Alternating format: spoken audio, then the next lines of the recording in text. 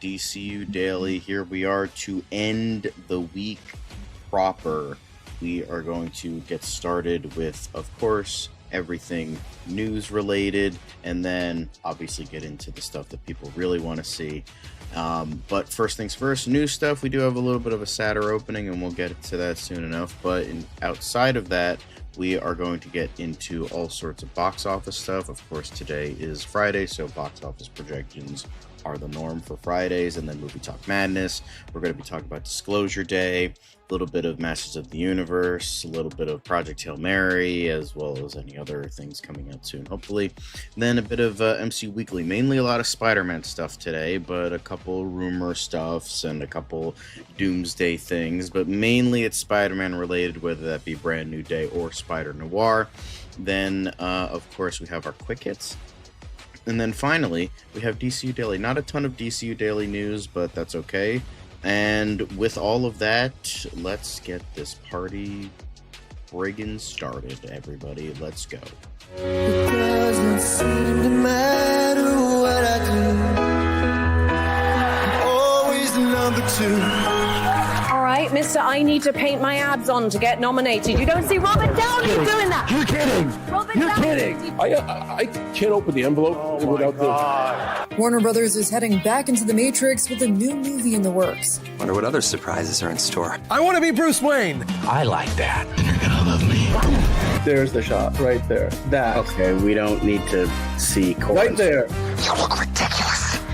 Well, not no more, he don't. What, dude? I can barely understand you. Your accent's insane. What the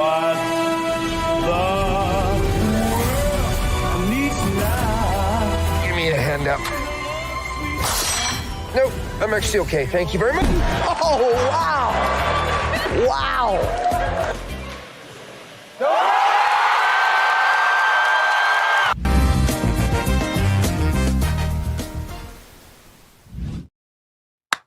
Welcome to the news, everybody. Here we are talking about all sorts of fun things and not so fun things, but we must talk about them anyway to keep you guys in the know in regards to anything Hollywood or not Hollywood and under the realm of Hollywood.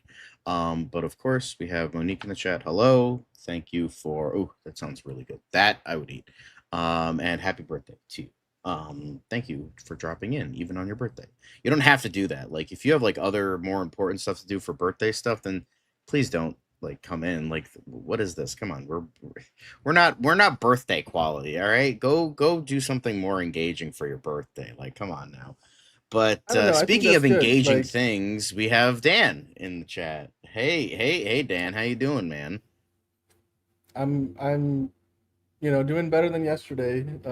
Now the back is just stiff. It was in pain yesterday. Now it's just, Sorry, buddy. So it's all good. It's all good. Like I said, nothing like back pain that makes a man feel 50 years older than he actually is. So yeah, it's an exaggeration. But also, happy birthday to Monique. And yes, you could definitely Kyle join is us. in I'm the glad chat. that you're Hi, making us a part of Kyle. your evening.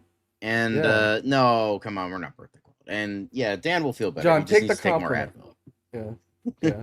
He just needs more Advil. I don't know It's where the fine. It'll Advil be is fine. actually. Oh, it is back here. It's right. Okay, I'll reach for it later.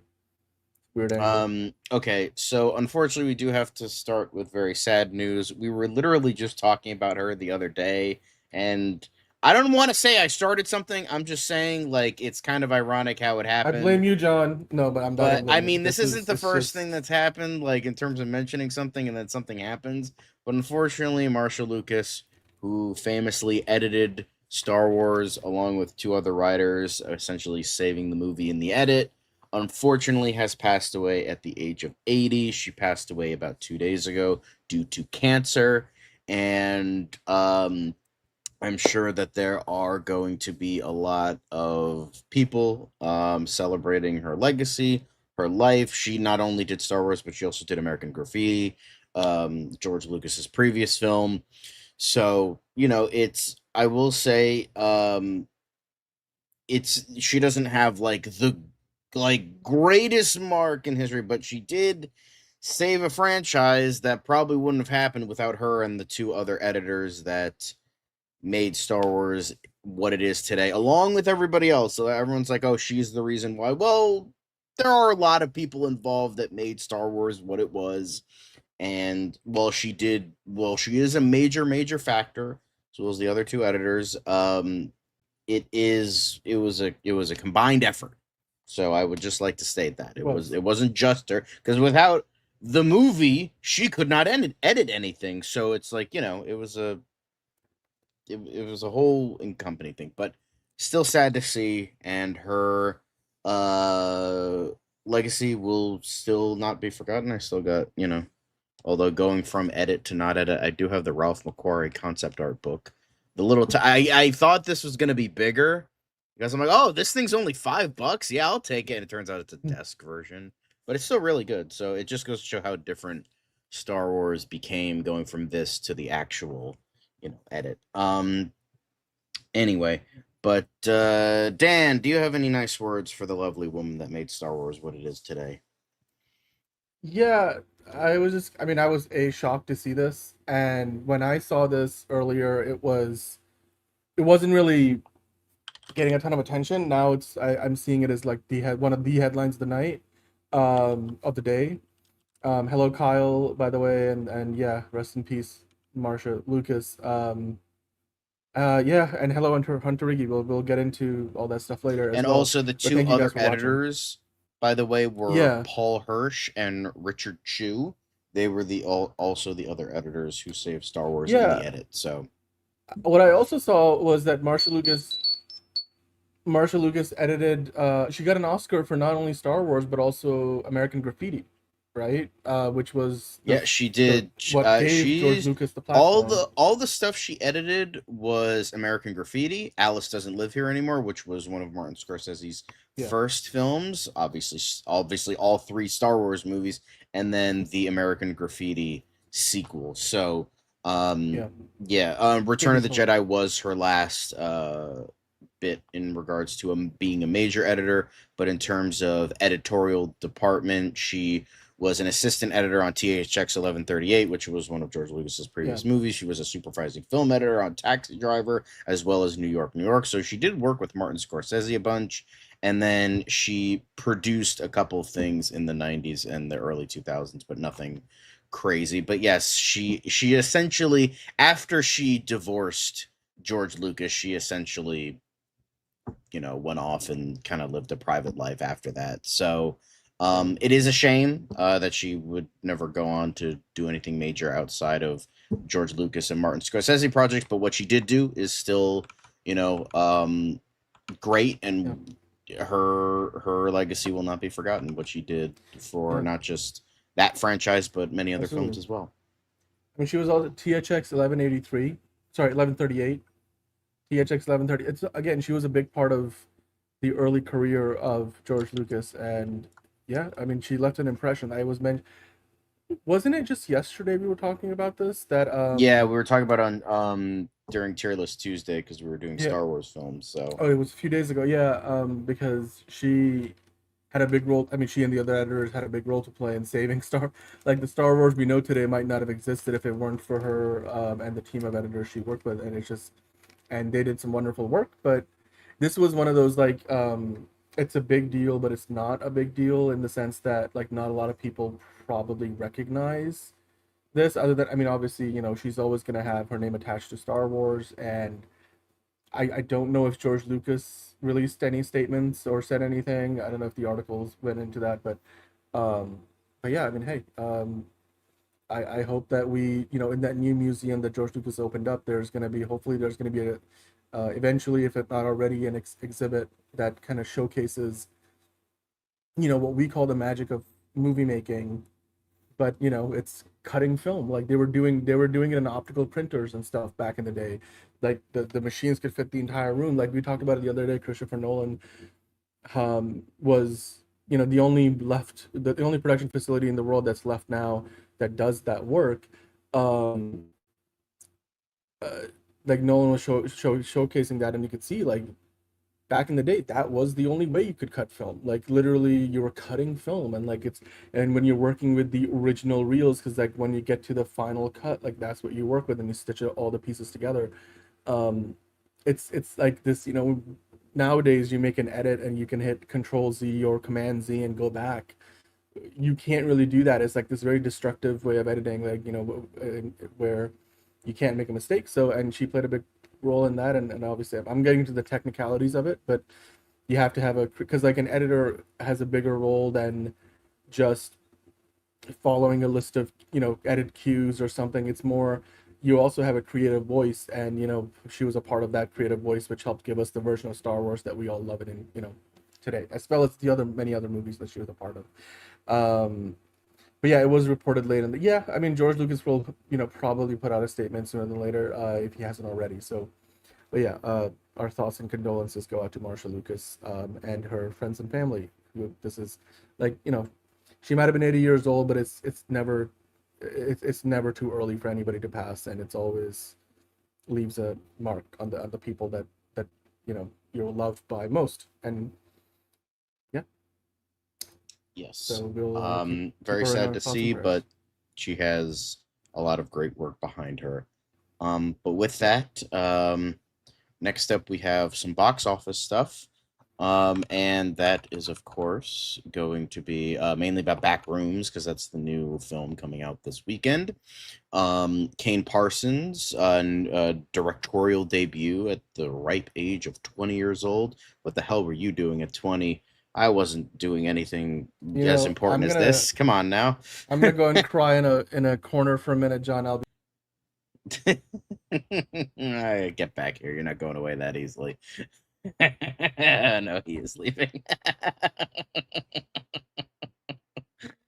But Kane Parsons pick piling up cash with $76 million to $79 million opening. Obsession jumping past $100 million as YouTube Fever hits box office. So Friday afternoon update, Kane Parsons knows how to connect with the under 35 demo, a massive 87% turnout since Thursday night, with Backrooms now on track to hoard a $76 to $79 million opening after a $33 to $35 million Friday at over 3,400 theaters, which includes Thursday night's $10.4 million in previews. And yes, don't be shocked, and don't be shocked to see it hit 80 million if that's the case. What's interesting is that A24/Sherman Entertainment co-finance movie isn't even hurting business for Focus Features' Curry Barker romance horror Obsession, which is going over $100 million in its third frame after what's shaping up to be a 3-day of $25 million at 2,700 theaters in second, plus 5% Holy Mother of Cows after a third Friday of $7 million. Now, with that, Star Wars: The Mandalorian and Grogu, despite the force of IMAX, is eyeing third with a second weekend of 24 million. Yes, you saw that correctly. 25 is going to Obsession, and 24 is going to Mandalorian and Grogu. More about that in a little bit. After a $6.5 million Friday at 4,300 theaters, if those numbers stick, that is a 69% second weekend drop, steeper than Solo: Star Wars Stories second weekend, which was down by 65% with $29.3 million. The 10-day cum is 136.3. And then Michael is doing pretty well. Breadwinner is bombing because it's, not that great. Then Pressure is doing relatively okay.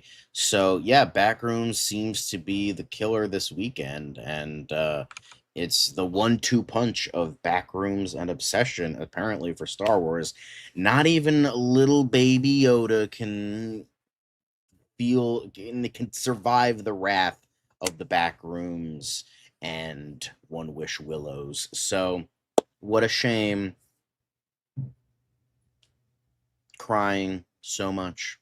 But yeah, Mandalorian and Grogu.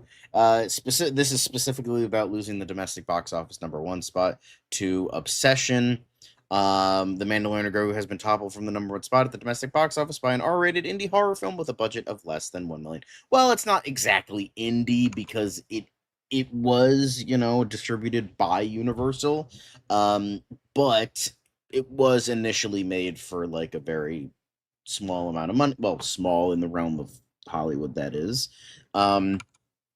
So Curry Barker's Obsession has proven to be a hit cinema goers since it hit theaters on May 15th, and as it heads into a third weekend of release, the movie has reclaimed the number one position from the first Star Wars feature since Rise of Skywalker. And remember, this is also a bit of history is doomed to repeat itself, because if you remember correctly, because God knows I will never let the people forget, a smaller indie-esque horror film, well, not really horror film, but it is kind of horror in a lot of ways, that was made by a studio for next to no money, did beat Rise of Skywalker in terms of box office, and that is Joker.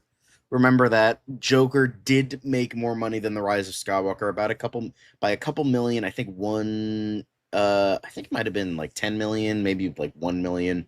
Not a lot, not by a lot of money. I think it was like somewhere between 1 to 10 million. I forget where the decimal place is, but yeah, don't you forget it. Joker did make more money than Rise of Skywalker, so now you have Obsession making more than Mandalorian and Grogu.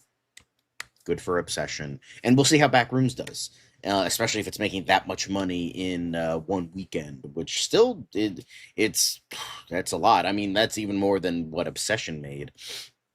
But yeah, so obviously we'll know more. And obviously we'll see where Backrooms takes us, or how we are taken into the Backrooms. So yeah, good for Obsession and good for Backrooms if the projections are matching what they are actually going to get. So yeah. Dan, thoughts on the fact that Star Wars is losing to indie horror? It's not good. It's not good at all. I was able to, while I was, crying in my corner, I could still hear what you were saying. And I have to say that second weekend drop is not good. You know what other movie had a 69% second weekend drop? I'm pretty sure that was the number for Batman v Superman. And well, Batman v Superman. To be fair, Batman v Superman did make over $800 million, so it did. I'm not saying it's gonna. I mean, this movie's not gonna get anywhere close to that, but it's worse than Solo. It's just because remember we talked about yesterday that I keep saying yesterday, but I feel like it was a few days ago that they were saying the second weekend is gonna be the key, like whether people will keep turning out to see it again and again and bring their families and their kids and stuff. And it just seems like the Mandalorian. Also, by the way, it was steeper than Solo, Star Wars Story second weekend, which was only down by 65%. Anything over 50% for a movie that opens as big as Mando did is bad. It's just bad. I mean, look, you could drop 40 to 50% and that's sort of doable because like sometimes these movies are very like front loaded. But 69% is bad. That just means, especially when like this is the only major blockbuster that's like I mean Mortal Kombat 2, but the problem is Mortal Kombat 2, it's a sequel to a movie that was not well received and was only available on streaming because of when it came out. So it's an IP, but it's like comparatively to Star Wars, it's not. And then the fact that Devil Wears Prada 2 is beating Star Wars, that's gotta be fucking embarrassing. That's pretty embarrassing with how this glorious return to Star Wars is. It just goes to show like maybe the movie is all right, but it's like it shows that like they've lost trust. It's kind of like what happened with the DCEU and DC. Like it's gonna take a lot for people to come back, and the fact that Superman did manage to kind of achieve that, and it might not be the case with Supergirl, and we'll get into that soon enough. It's kind of weirdly sad how like the biggest franchise ever is now losing to a horror film that costs less than $1 million to make. I mean, I'm not complaining because I'm a horror guy, but it's still it's like oh, that's not good. Well, I think it's also we haven't mentioned this point because I don't know, we've had so many other things to talk about with regards to Mando and Grogu, but you got to remember the Marvels flopped at the box office for Marvel. a big reason was it was focusing on 2 out of 3 characters that originated in Disney Plus TV series. And despite the fact that Disney Plus is second or third biggest streaming service in the world, depending on where you are in the world, and you have a lot of, a lot of people like evangelize Disney, like, Disney adults and like families who just like everything, though, like they're in the ecosystem, like Apple, like, Google, and like phones and stuff. Disney is the closest thing to that in entertainment. But even then, when you try to make that transition from something that's a Disney Plus property to, a big box, like a movie, a theatrical box office movie, I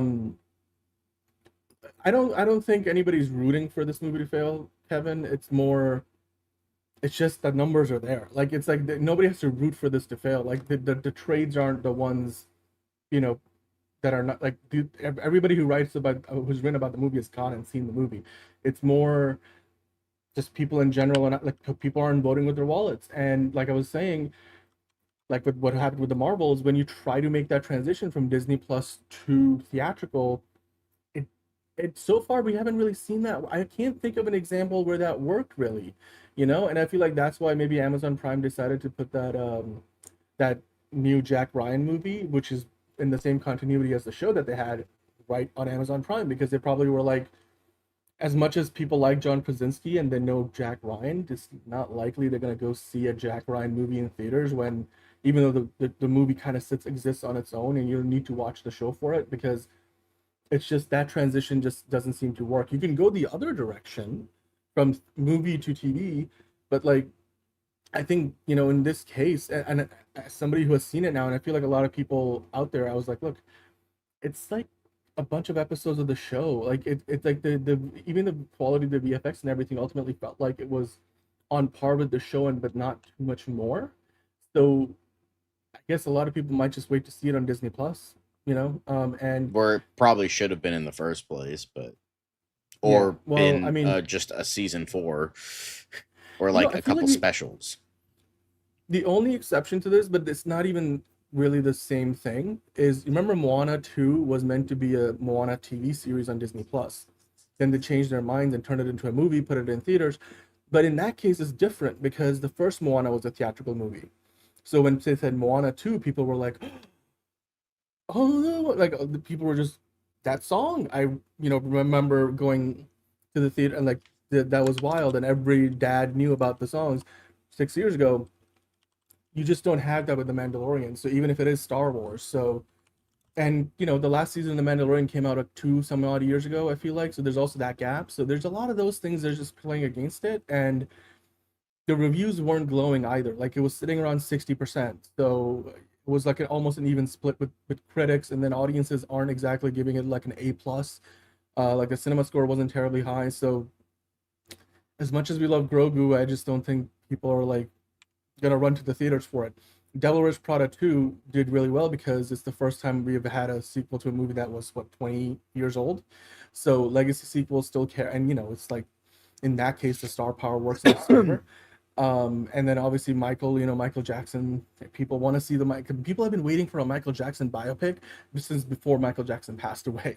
So like, it's just Mandalorian and Grogu has none of that going for it. And then you have Obsession and now Backrooms, and Gen Z showing up and showing out. We talked about it like in detail. Yeah, was it yesterday? Like how upset, or like 2 days ago with Liz with Obsession, and like how people already have seen it 3 or 4 times, and theaters are still full.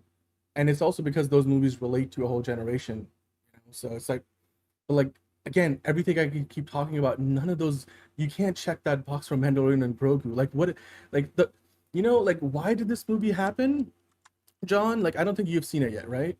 But like having seen Mando and Grogu, I can't tell you like why the movie is relevant to, like, if you didn't watch the movie, I don't think you missed anything, because it's literally another, not day in the life, but like metaphorically day in the life of the Mandalorian and Grogu.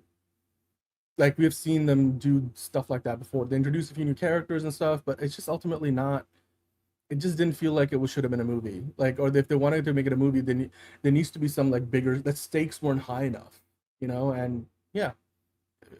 and then the fandom stuff we've talked about, so I'm not gonna get into it, but it just sucks, I guess. Like, I mean, now it puts more pressure on Starfighter, and I guess Ryan Gosling is gonna have to save yet another franchise. We'll see. But there you go. Yeah. Sorry to read the rights of, here lies the box office hopes and dreams of Mando and Grogu. But it was colorful. Get Grant Gustin in there. We need to make that a meme. Like it is already a meme. We need to make that like our meme that we can put up. So. But or have it be the SpongeBob meme. Here lies Mando and Grogu's hopes and dreams. What a baby. But that's not the only thing we got. Is speaking of franchise fatigue, Toy Story 5 eyes record-breaking opening weekend, but maybe bad news for the Girl of Steel, because we did talk about this the other day, how the projections are like $150 million fucking dollars for Toy Story 5. Yeah, not great, but it's, as it says here, $150 million North America. That figure would also give Toy Story 5 the biggest opening in 2026, beating Super Mario Brothers, which was 131.7. Good news for Disney is potentially bad news for DC Studios. Supergirl opens 1 week after Toy Story 5, and even if the Pixar movie drops by 60%, it's doubtful that the Made of Might movie can debut at number 1. In fact, it may be steamrolled by Woody and the Gang. In related news, you may recall reports about Taylor Swift's website being updated with a countdown that featured a strikingly similar background to the iconic wallpaper featured in the Toy Story franchise. If it was quickly pulled, and Swifties have so far been unable to do what it meant. So, great. So now we have Taylor Swift throwing it in there too, maybe. But yeah, considering that the projections for Supergirl as of right now, which is again very early, it is like $45 to $65 million, which is less than half of what the opening projections for this would be. So yeah, it's not great, but considering everything going on around it, it's gotten a lot of it's got some controversy. Supergirl just isn't a character that is very, I mean, she's not well known, but she's not really well known in the eyes of the main audience. You have, it's just I feel like it's just a perfect storm of not great stuff. The Summer of Supergirl doesn't feel nearly as big as Superman, but it also helps that Superman had a little more time because Superman came out in July rather than June. So there's that. Supergirl isn't as big of a character, number one, and then on top of that, female-led superhero movies do not. It's just a fucking straight up thing of they don't do well at the box office. Wonder Woman was the exception. Wonder Woman and Captain Marvel were the exceptions, and the reason Captain Marvel did so well is because people thought it was going to be important to Endgame, and then it turned out it wasn't. So in terms of a movie that was a box office hit and a critical hit, Wonder Woman is the only exception to that rule. Every other female-led superhero movie has failed.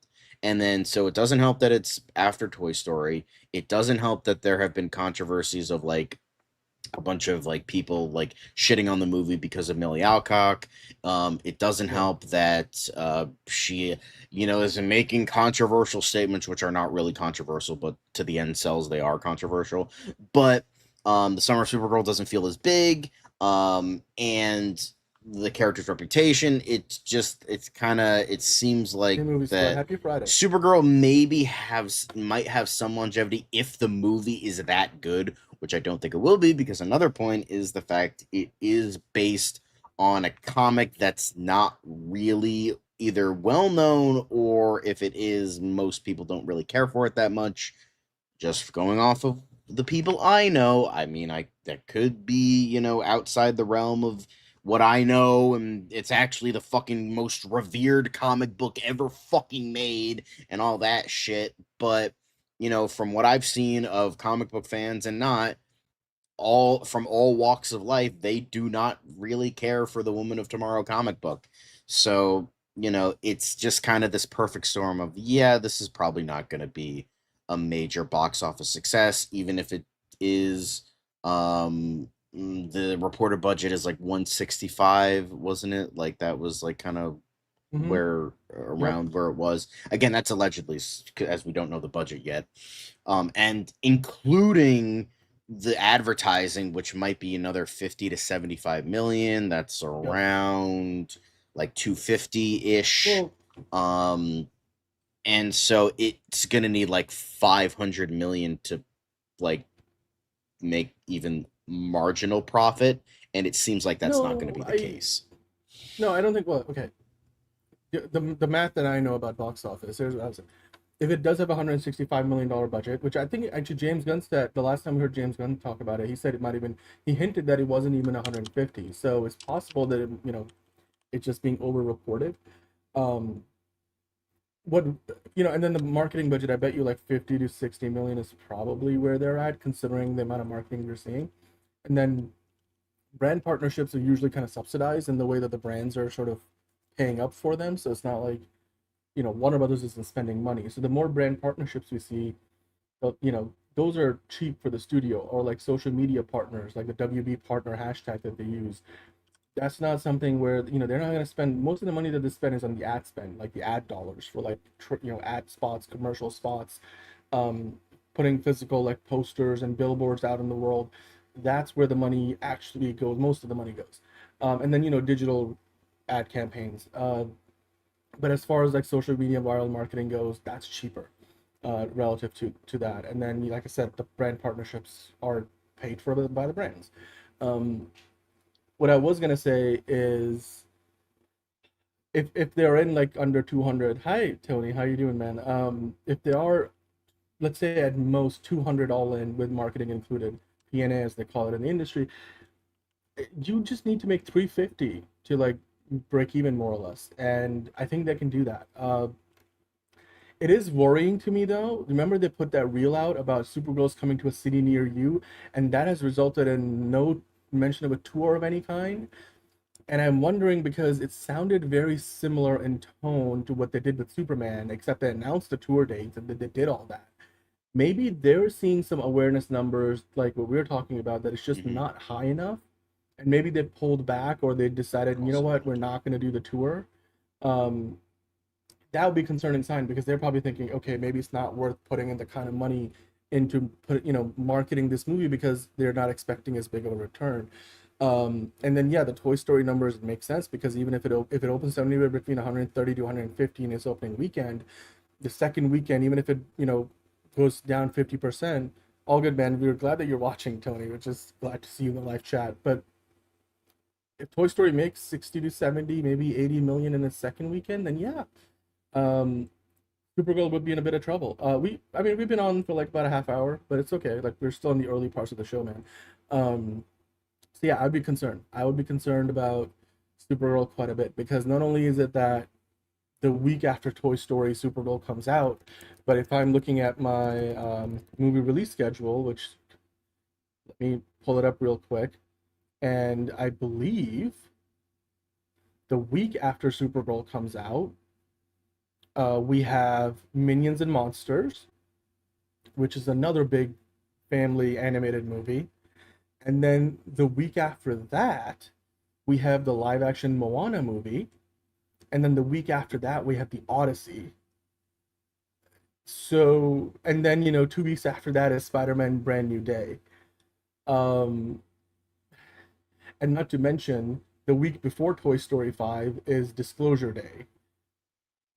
It's a murderer's row. Like, it's just, I feel like looking at things right now, Supergirl will have a hard time making the kind of money Superman did, but I disagree with what John was saying earlier about it's just because it's a female-led superhero movie.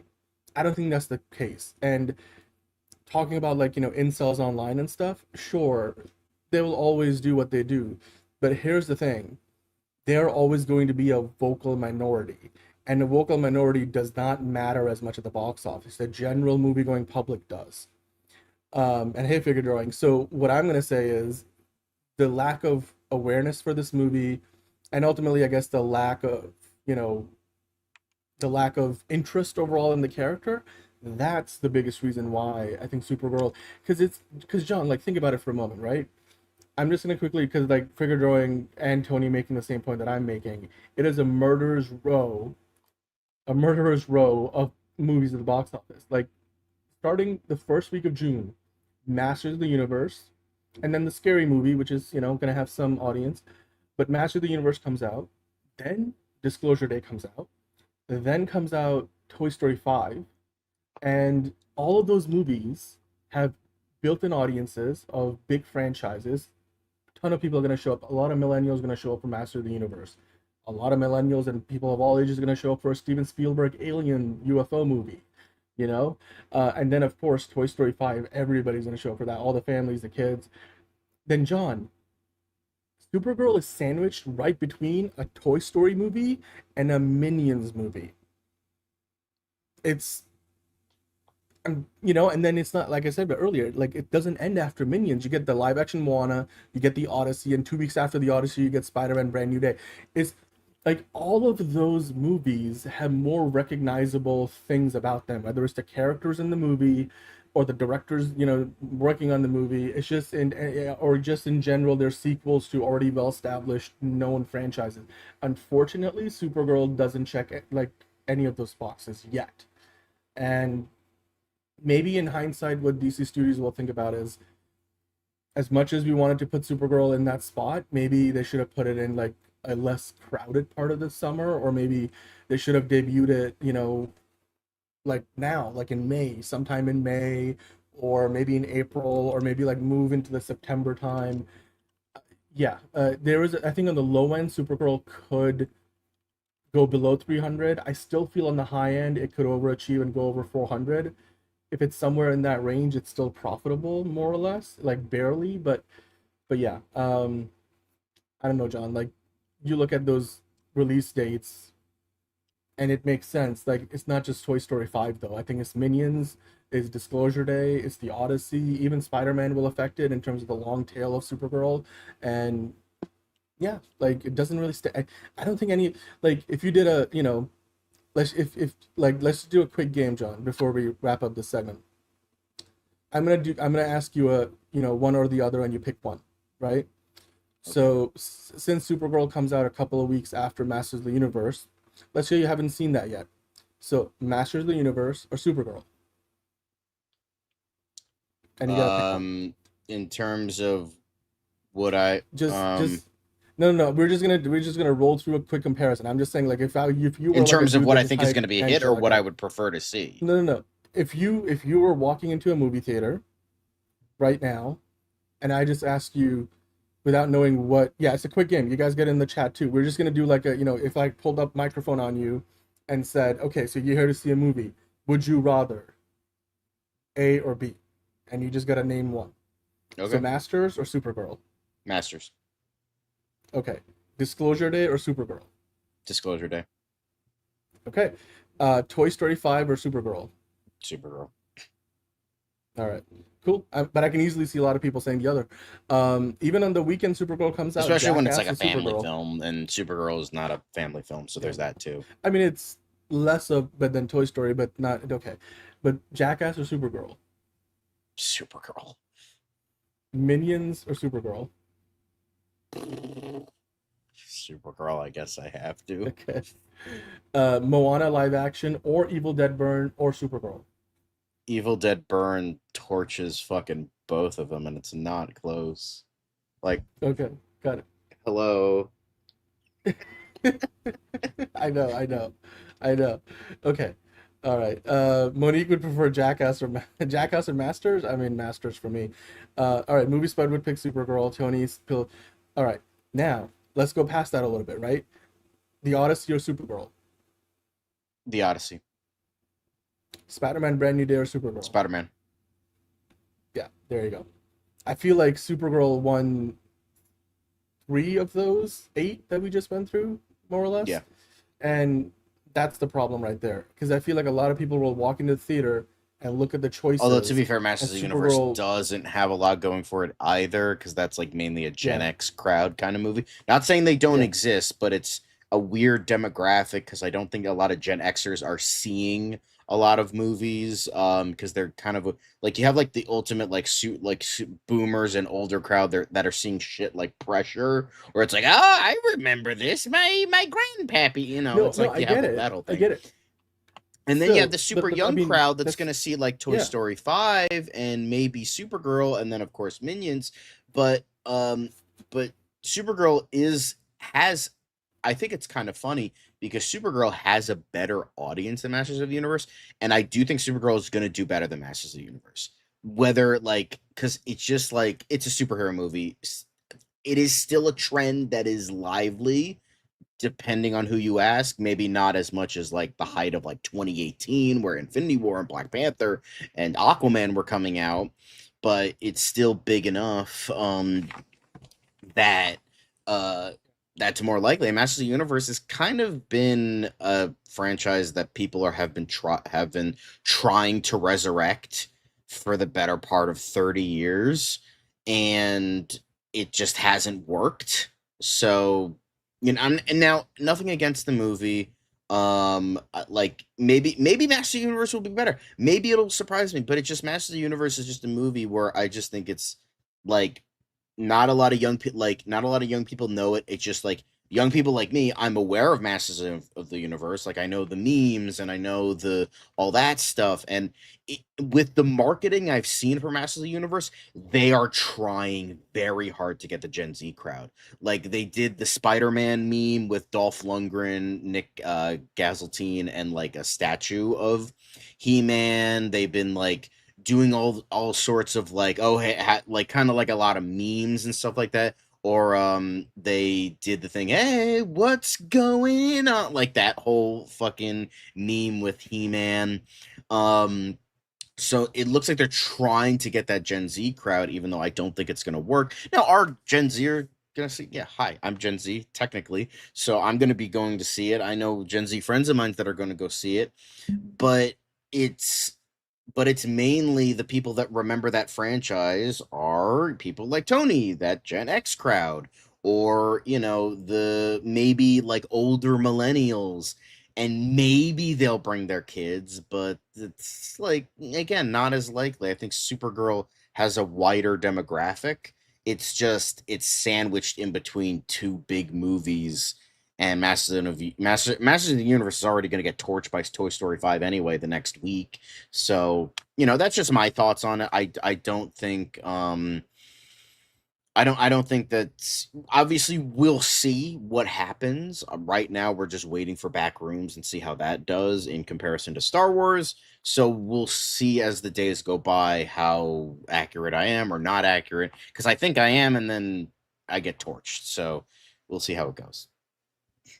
I'm just saying it's a tough time, but it's always, I remember talking about this before, and we were like there's not many other good alternatives in terms of like where do you put it, because like maybe, I mean, I think Warner Brothers' play is that even though it's crowded, there's more room for movies to make money this time of year in the summer than there is in other times of the year. So that will give Supergirl a bit of a boost, and so hopefully that will work out in his favor, you know.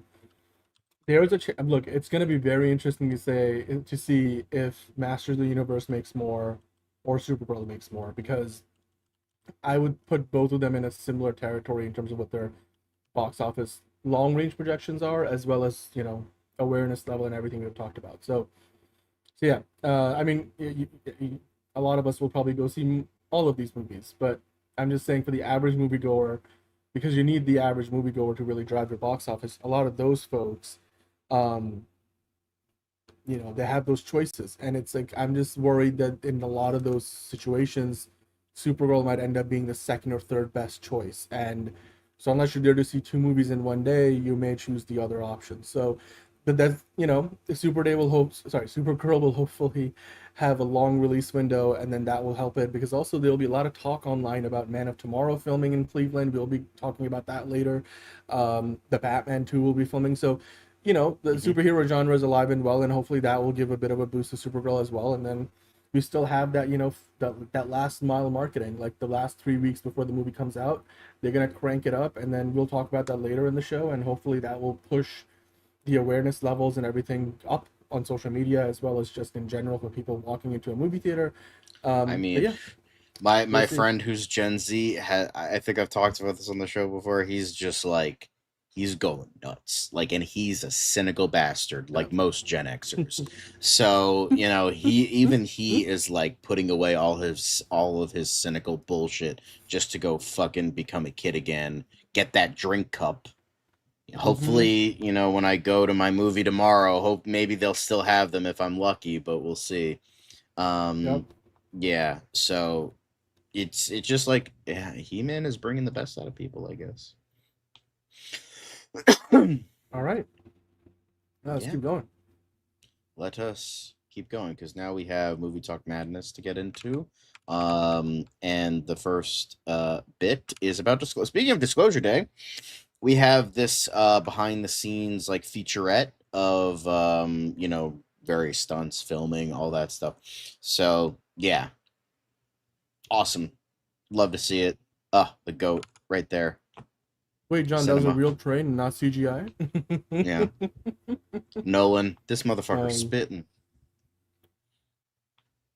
It's great watching this because it goes to show you again, a lot of this movie, it all happens in camera, and so what you're seeing feels very very tangible. And I mean, Steven Spielberg, he's still got the pull, and he's, you know, got some of the biggest stars between Coleman Domingo, who's in everything right now, and Josh O'Connor, who's a rising star, and then you got Emily Blunt, who just had a huge movie with Prada 2, and then, I mean, Colin Firth, you want to take it outside? Yeah. Let's go. We're all gonna go see Disclosure Day, and it's rare when you have a cast that talented, and the selling point is the director's name on the poster, Steven Spielberg's Disclosure Day, and we have two of those this summer, between Steven Spielberg and then, you know, Sir President Christopher Nolan. Can't wait. Love to see it. Mm-hmm. But yeah. But with all of that, Emily Blunt, speaking of Disclosure Day, said she was a bit terrified to use AI in making Disclosure Day alien voice details, creating really strange sounds for itself. Now, I know recently Steven Spielberg was like very against AI, not part of the creative process, but this was more of like using it as a tool. It's not like taking away from, it's not generative AI, it's not taking away people's jobs. So he says like it's good as a tool, right? Yeah. Yeah. So she was on Hot Ones, but she was saying this. Emily Blunt, who stars in the June 12th Universal Pictures release, said she was a bit terrified to use AI in order to make the alien clicking voice she emits in one pivotal scene from the trailer, opting to create the really strange sounds herself. Every kind of leading up to that moment where she starts speaking in this non-human language, it's a 4-minute oneer that we shot that leads up to that moment where she's gradually sort of disintegrating. There's various ways you could do it. You could go the AI route, which I'm a bit terrified of. I thought I could get some really strange sounds. So I said maybe I could come in and we'll just do a range of weird sounds, and it's what we did. I did sort of the clicking sounds. I did sort of the humming sounds, consonant sounds, breathing strange sounds, noting that the sound designer put one microphone by her mouth and another by her throat. Blunt explained the device captures it in a really weird way, and then the sound designer went away and created that weird sound. So, so she opted to, you know, use it herself. No AI was used, and she's like, you know what, fuck it, we're doing it live, and that's what they did. Yeah, I mean, Weathermen always do it live, or rather, women in this case. Yeah, I mean, Steven Spielberg has said that AI works well as a tool, but maybe not necessarily as like a catch-all solution to replace filmmakers and the work that they do, you know, the people that work on these movies. So, I mean, you know, the irony is like the whole Steven Spielberg made that terrible AI movie, and it just goes to show you like how differently people think about AI today than what that movie was like. You know, 20 years changes a lot of things. So. But I mean, I feel like he had a better estimation of it thematically with Minority Report. But hey, you know what? I'm sure Disclosure Day will change the way we talk about aliens. So, but good on Yeah, Emily Blunt although, for speaking of aliens, making it happen. we, Yeah. we got to glaze Project Hail Mary some more. Oh, my favorite alien. Apparently, Yes. it has won the Best of Show prize at the 2026 Golden Trailer Awards. It's not an Oscar, but hey, it's something. The film snatched the top honor for its trailer entitled Chance from Amazon MGM Studios and Wildcard Creative. So, very nice, Project Hail Mary. But yeah. Oh no, AI was not great, Tony. I am sorry to tell you, but Artificial Intelligence was a terrible, terrible movie that Steven Spielberg should not have made. I didn't hate it. I thought it was But fun. anyway. That's just But Project Hail Mary is an amazing movie and definitely deserves the Golden Trailer Award. Best in Show, I think, is like their biggest award, right? So yeah, let's keep on glazing, glaze on. I saw James Ortiz was on a podcast recently, and it was just great to see. It was like, can you do like, if Rocky went to New York, and he just like does the voice, and it's just the most. I was like, oh, I want to hear that again. Like, Rocky go New York, Rocky Manhattan is no good. Oh, amazing. That's great. I'm not doing it right, but like it's better when he does it. So James Ortiz does. Yeah, no, I agree with you, Figure Drawing. That AI movie was cool. Wish I had chosen to watch like the horse movie that Steven Spielberg made instead. Hey, Warhorse was really good. Fuck off. No, that's what I nominated mean. for an Oscar. That's what I was like. I would have had a better time of it. Cause anyway. Yeah, but you're saying it like denigration. I'd rather watch the horse movie. Like, hey, put some respect to Warhorse's mouth. Come on now. Hey, Caleb. Caleb's here. Hello. But anyway, okay, yeah. We have another bit. Apparently, there's been some iffy stuff in regards to the next 28 Years Later movie. It was greenlit. Then Bone Temple didn't do very well at the box office. Then Sony was like, yeah, let's pull it from the release schedule. We don't know if it's going to happen or not. But Alfie Williams was then shown, I think he posted something on Instagram where he was like doing like bow and arrow training. So they're like, oh, maybe that means something. And then now we have this where Danny Boyle hopes to film 28 Years Later 3 next year, which, would mean that it would come out in 2028, which is insane because that would be a big gap between the second movie and the third movie. But fingers crossed, most definitely, because Bone Temple was absolutely fucking extraordinary. I thought Nia DaCosta did an even better job than Danny Boyle. And I thought it was, extraordinary. So okay, don't be negative. But Danny Boyle had this to say. That following 20 years later, the Bone Temple, Danny Boyle is looking forward to completing the trilogy as soon as possible. The Oscar-winning director recently noted that he would have liked to have filmed the 20 Years Later 3 film consecutively with the previous two movies, but he literally ran out of time with the location. We ran out of time because it's set in an area of Britain where you can only film at certain times of the year. We ran out of time this year. We literally ran out of time, so it'll be hopefully fingers crossed next year. But there's the enthusiasm there, and Alex Garland has done a wonderful script for it. So, in December, Deadline exclusively reported that Sony is moving forward with 28 Years Later 3, with Alex Garland returning to write. Boyle has previously expressed interest in returning to the director's chair for the concluding film of the trilogy. So, yeah, it's definitely it definitely seems to be more likely that it is happening than not. So it seems like what Danny Boyle is saying, kind of going against what others are saying, like there is enthusiasm. Even though the previous film did not do very well at the box office, there was still a lot of critical praise. So that means that most likely that those, I wouldn't say wrong, but maybe there was some iffiness, but Sony's like, yeah, we're doing it. So I don't think there was a 28 months movie. Was there? They never did a 28. Did they do a 28 months? I don't think that ever happened. So no, that never happened. They tried to after Weeks, but Weeks didn't do very well. So it kind of And then that, that kind of aged out. So then they went to years. Yeah, well, yeah. It's easier to just skip forward. Yeah, makes sense. But I mean, hopefully, yeah, this will let Danny Boyle kind of wrap up his story, which I mean, a year ago he wasn't really sure if that was going to happen. So, but yeah, but John, we got to talk about your next obsession at the box office, which Well, is not obsession, Backrooms. but Backrooms. Pardon the pun not intended, but nonetheless, appreciate But it. Backrooms, this is what critics are saying about A24's horror film, directed by Kane Parsons, sorry, who was 19 when it started filming. He has since turned 20. And yeah, it has been a major month for horror fans. Oh yeah. Major month for YouTuber made horror films too. So there was some like controversy, mainly just a couple assholes on Twitter that were like, oh, this was ghost directed, and Mark Duplass was like, shut the fuck up. So yeah, but this is definitely very exciting. We talked about the projections and all that, but as of Wednesday, Backroom holds an 87% score on Rotten Tomatoes and is tracking for a 45 to 50 million opening weekend. But this was, obviously we talked about the increase in that. So although that might be just domestic, who knows? But the Hollywood Reporters said eeriness for its own sake has its limits.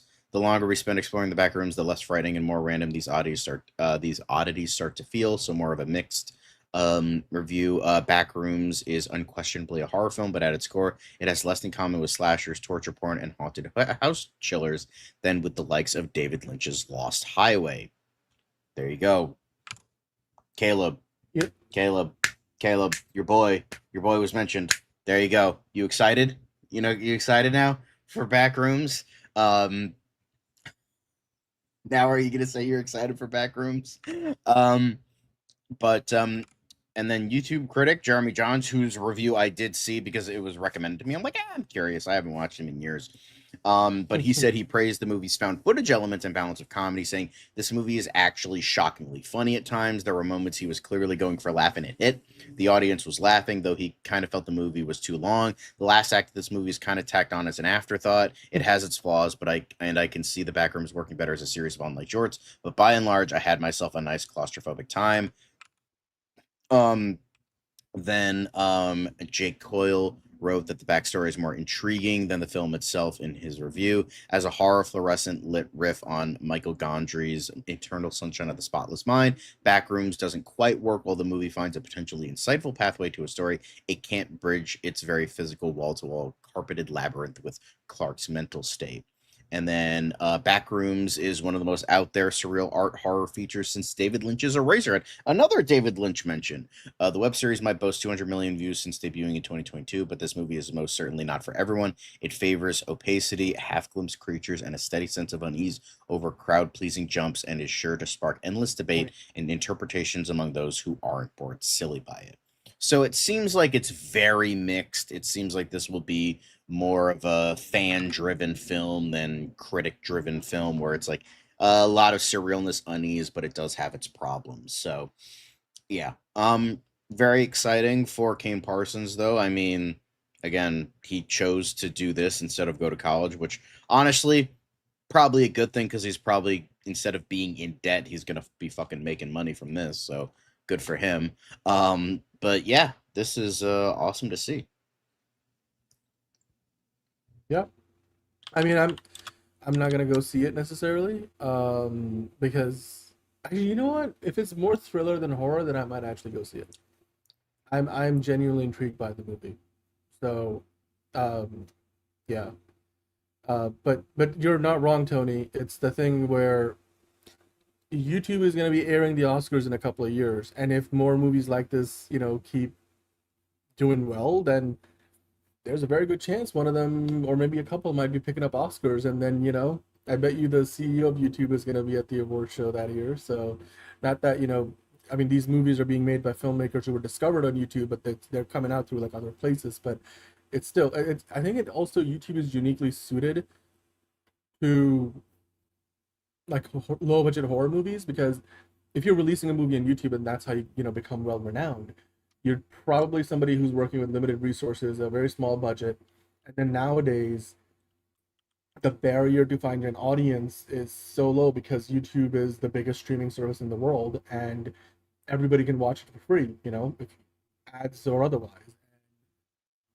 Yeah, it makes sense. I feel like there was a moment when, remember, there were a couple of YouTube channels that would do like a lot of high end sci-fi short films and stuff. Like, I feel like that period kind of came and went, but yeah, I'm so happy that these guys are getting the chances that they deserve. I mean, he's working with Chiwetel Ejiofor, Renata Rensa, who's continuing to make award-winning movies. Her latest movie with Sebastian Stan, I think, did really well at the con, and then I mean Mark Duplass won.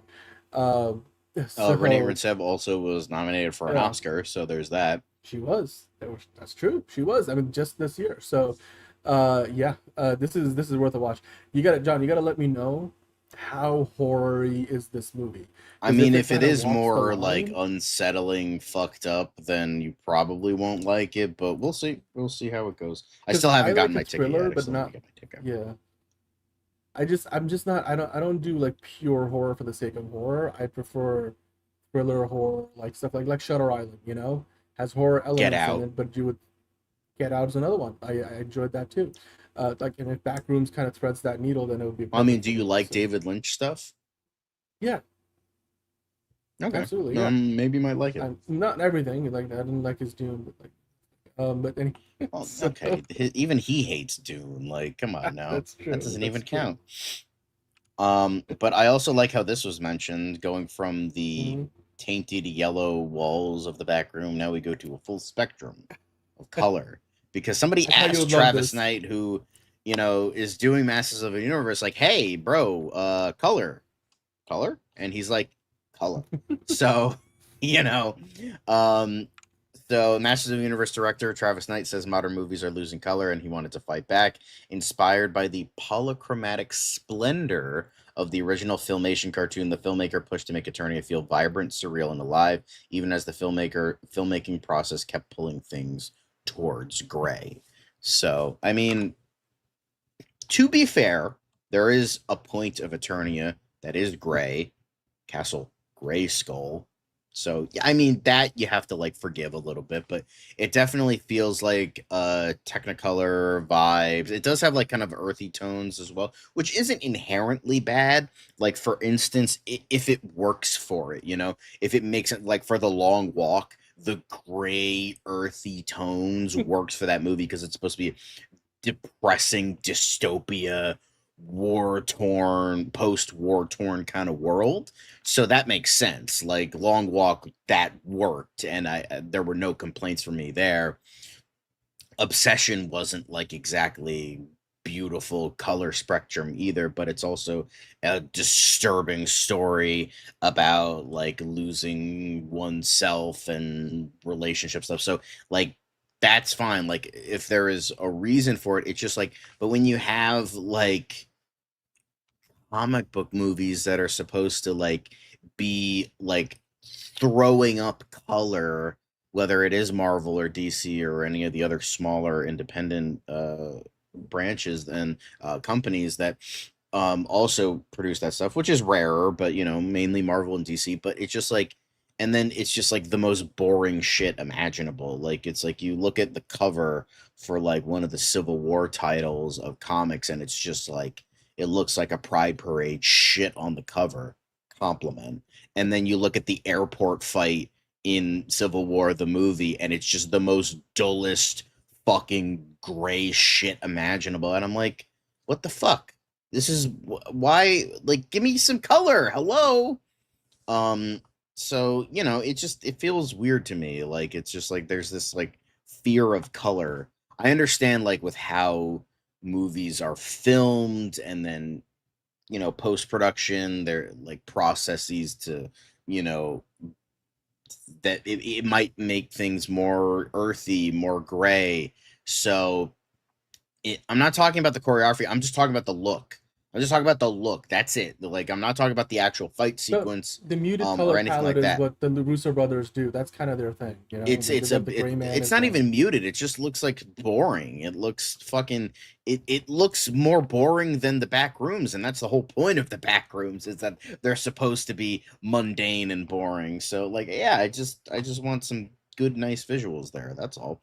But yeah, it's nice that Travis Knight is aware that there is like this absence of color, and he wants to try. That was one of the things that I did like about that initial trailer. Like, oh, it's actually colorful. That's nice, even though I wasn't kind of sold on it yet. And then that second trailer I really loved. So, you know, I appreciate that. This was the last thing I found today. And I'm glad that I brought it in because I knew you'd love it. Oh my god, what the fuck am I looking at? That's like Jeff Goldblum levels. But here's the so here's an interesting take, but take it with a grain of salt. But apparently, this isn't some like Jared Leto interview or anything like that. Wait for it.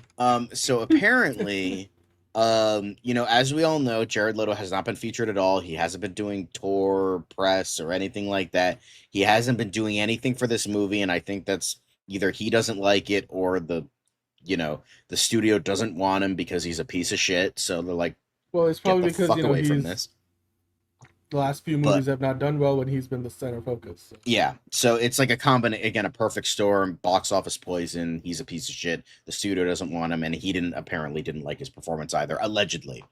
But with this, in a weird twist of fate, He-Mania, I guess a moderator on He-Mania, the creator of like this fan site for He-Man, actually encountered Leto in Los Angeles and got him to break his silence on playing Skeletor. Now, take it with a grain of salt, he could be lying about this, but the way Leto reacts makes me feel like this is actually real. So, AJ, who is the person involved, of the creator of this He-Man site, he's like, "Excuse me, are you Jared Leto?" Jared Leto says, "Yeah. So nice to meet you. I was at the Masters of the Universe premiere," and he points to his shirt under his blazer. "You were awesome. You killed it as Skeletor. You stole the show. I wish you were there." Jared starts walking to his Escalade. "Thanks." Jared gets into the vehicle as he closes the door. "Thanks, man." That was it. That is all we've gotten from Jared Leto about Skeletor. Somebody thanking somebody for calling his performance good. Can you tell he doesn't like this movie? Yeah, I get. He might be also like, like, dude, you guys just kind of tucked me away. Maybe he's not happy about that. Hey, OC Mungasa. Yes. Manos. Wait, what's your name? Manos? I'm sorry. What? It's Manos time. Hi, Manos time. Yeah. Okay, it's Manos time. He's hashtag damage. That is true. To friends. I need to save that photo. That is amazing. That's funny. But and it will be the biggest jerk. I don't know about that. But yeah. So that's all we've gotten from good old Jared Leto. But moving on from the honka side of things, DC-ish, not really, but MCU. Joker, MCU, okay, whatever. Anyway, MCU. Now we have a lot of Spider-Man talk. So Tom Holland hopes fans learn from Peter Parker's loneliness in Spider-Man Brand New Day. "I really hope young people everywhere will watch this film and appreciate the importance of community and that you don't have to do this alone." So nice to see you, man. In the digital age, it is so easy to sit in your room and waste hours just scrolling. But nothing is better than getting out of the house and socializing with friends. This is just one of the many lessons Peter learns in this movie. Maybe it could be a nice friend, to talk to. Get out of the house, talk with friends, maybe even talk with family. Your brother never told you never threaten a man's family?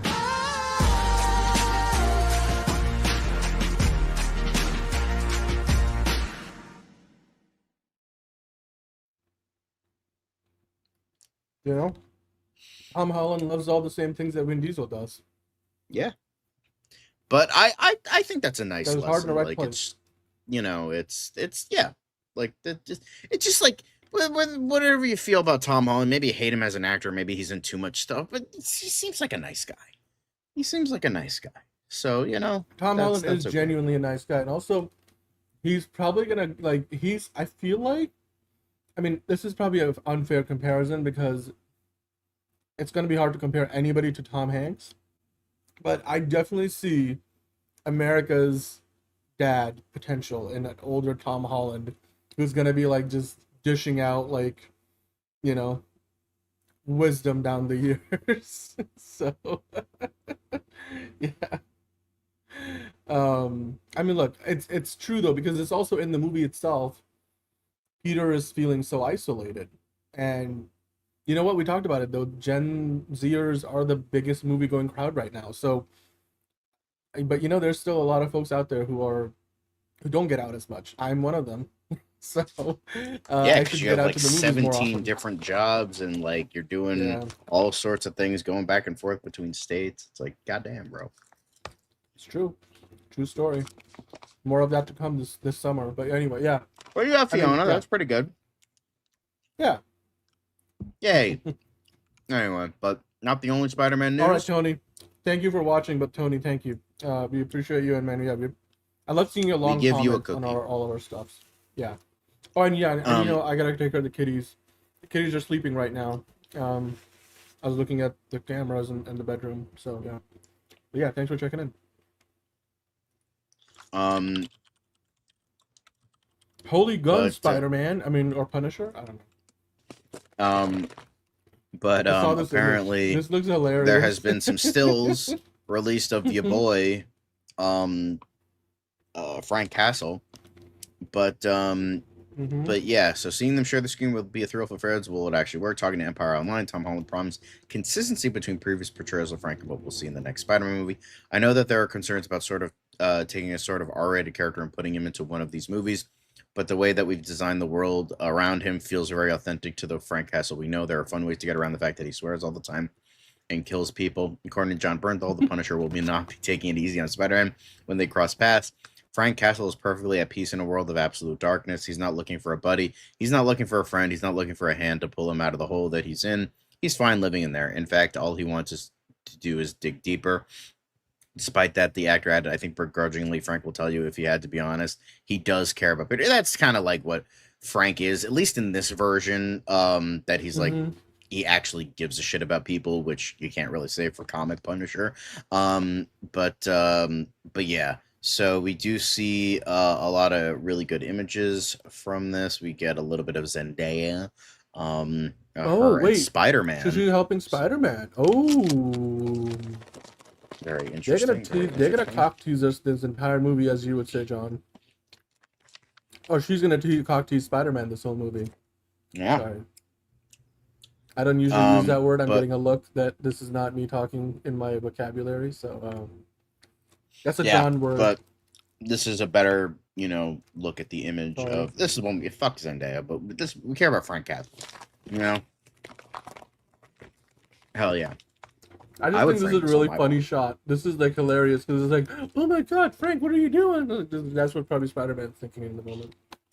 Oh, God, it's just so weird to see Tom Holland so thick, thick with like 4 C's. Look how thick he is. I mean, we knew he was thick. I mean, there was that image that went around where like Tom Holland's ass was fatter than Brie Larson's, which was kind of funny. But but I mean, now we need that relevant. But anyway, like okay. Well, usually people are calling, asses thick, and with that, I'm talking about body-wise, body type. Right. I just love how imperfect built out. Yeah. Yeah. He's fucking built now, bro. Like, holy shit. Yeah. I dropped my nuts. Oh, sorry, peanuts. Peanut M&Ms. Yeah. Did you get a root canal and see your dentist named Crentis? I bought, when I went to see Mandarin and Grogu, I got these as part of my snack pack. but then I forgot that I had them. So the other day I was taking the Mando bucket out of the bag to put it up next to the Grogu doll, and I was like, I forgot I got the M&Ms, and I had to like pull that out of the I'm like, shit, all right, you know what? It's like when you win a prize for like doing nothing. I was like, I'm gonna definitely be getting now. chocolate chip cookie dough bites. That's usually my go-to. That or Bunch of Crunch is my go-to. I also like AMC's chocolate covered pretzels. Those are good. Love it. Yep. Honestly, I might get that big pretzel again. Just be like, yeah, I'll get this giant pretzel and then just fucking see you later. You'll be eating that for the next 3 days. Yeah. But yeah, this is looking good. But you know what else is looking good? The fact this looks very Raimi-esque. We got some. I mean, this was literally ripped from the fucking original like Spider-Man poster. So there's that. But yeah, this is looking, again, it's just poses. It's not actually in the movie. It doesn't mean the quality of the movie or anything like that. Just very Raimi-esque. It's just like the Raimi marketing embraced the golden hour in Manhattan kind of a look. And you can see that they're embracing that here, which, again, you know, they're showing that this is a different my vibe. brother It's a in new Christ, trilogy. why the fuck are you going to see a Spider-Man movie for fucking Punisher? Like, what? Like, that's like going to see a Spider-Man movie to see the X-Men. Oh, wait. Anyway. But it's just like, yeah, I mean, don't get me wrong. Like, Punisher, I'm excited to see Punisher. But it's like, if you want to see Punisher, go fucking watch Daredevil. Or go watch his own show. Or watch Punisher One Last Kill. Don't go to a Spider-Man like, oh, we didn't get enough Punisher. It's like, yeah, it's almost like it's not a fucking Punisher movie. My favorite superheroes. I mean, you know what? There are people out there who probably... Yeah, I mean, mainly white supremacist cops, but like, you know, that's beside the point. I mean, don't get me wrong, Punisher is a very intriguing character, but he's not a character that should be a role model in any such way. I know somebody tried to like give me this whole dissertation, like, there's a reason that cops look up to him. It's because it's like, yeah, okay, dude, shut the fuck up. You also said you were gonna kick an Asian guy down the stairs because you disagreed with him. So, like, shut the fuck up. Yes, that actually you're happened. Talking about a very specific person. I am talking about a very specific person. I know for a fact he doesn't fucking watch the show, so I can call him out for being a dickhead. So, you know, exactly. Thank you, Caleb. Thank you. Punisher should never be someone's favorite. Don't get me wrong. He is an intriguing character with how, like, the degradation of sanity, like, he's gone. And it's fun to read him, like, but it's just like in terms of like looking up to him as a role model, not good. Don't do that. It's like be like having Patrick Bateman be literally exactly Tyler Durden, Patrick Bateman. They're literally me, and I'm like, you need to be institutionalized if you think that. So, you know, yeah, I want to blow up a building because it's just like. Hold on, I'm gonna step into the other room and make a call. Then I'll be right back. This is what I would say to them. Okay, but yeah, if I had a nickel for every gay man's satire and deconstruction on toxic masculinity that ended up being the, you know, thing that toxic men relate to, I'd have 2 nickels, which isn't a lot, but it's weird that it happened twice. So, oh god, yeah, that was don't get me wrong, amazing movie, but. Yeah, don't look up to him. He killed Riz Ahmed. Like, fuck that guy. But he's not meant to be a role model in the movie. Although Jake Gyllenhaal, who was in Far From Home, which is a Spider-Man movie, now we're getting back to the plot. Now let's talk more Spider-Man. Peter Parker is Spider-Man. Yeah. But Spider-Man Brand New Day trailer rated in Canada, and its runtime is too bad Tony isn't here anymore. And its runtime has been revealed. Earlier this week, it looked like a new trailer for Spider-Man Brand New Day had been rated in Korea. We later discovered that it had been the recently released featurette, leaving us in the dark about when a new look at the movie might be released. Well, now makes sense. It wasn't even a minute long, so yeah. We have a positive update thanks to Alberta Film Classification that Canada has rated the second Brand New Day trailer, which has a runtime of 2 minutes and 36 seconds. Too long, maybe not, we'll see. But apparently we might be getting it before Masters of the Universe, considering that Sony is partly distributing that. So Sony distributes it internationally, so in the US it's distributed by Amazon, internationally it's Sony. Same as Project Hail Mary, because Amazon hasn't got their international distribution set up yet, but they will by this time next year. Until then, Sony's doing it, and then obviously Spider-Man is a Sony distributed movie too, so that makes sense. 2.5 minutes sounds like a good trailer runtime. I mean, it also means that it's gonna be here soon, like you said. So let's see. It's gonna end up on the internet. Just a matter of time. So I don't know, John. Do you feel like they're gonna finally reveal Tombstone, or maybe give us a more of a look at Sadie Sink's character? Like, what do you expect? We're not gonna get a lick of Sadie Sink in that. Like, we're at least like maybe like a glimpse of her face at most. Yeah. I don't think we're gonna get anything major. They want to keep that under wraps as much as possible. We might get a look at Tombstone. We might get a bit more of Scorpion, possibly. Probably some more Zendaya Spider-Man stuff. But Maybe yeah, some of the scenes that we got the stills from, I would imagine that might be coming up. Yeah. Well, we'll see. We shall see. I mean, I don't know if they're gonna characterize this as the final trailer. I feel like it could be, especially if it's coming out in June and then the movie's like 4 or 5 weeks away. So, but hey, soon, it's coming up soon. That means it's less than 2 weeks away. So can't wait.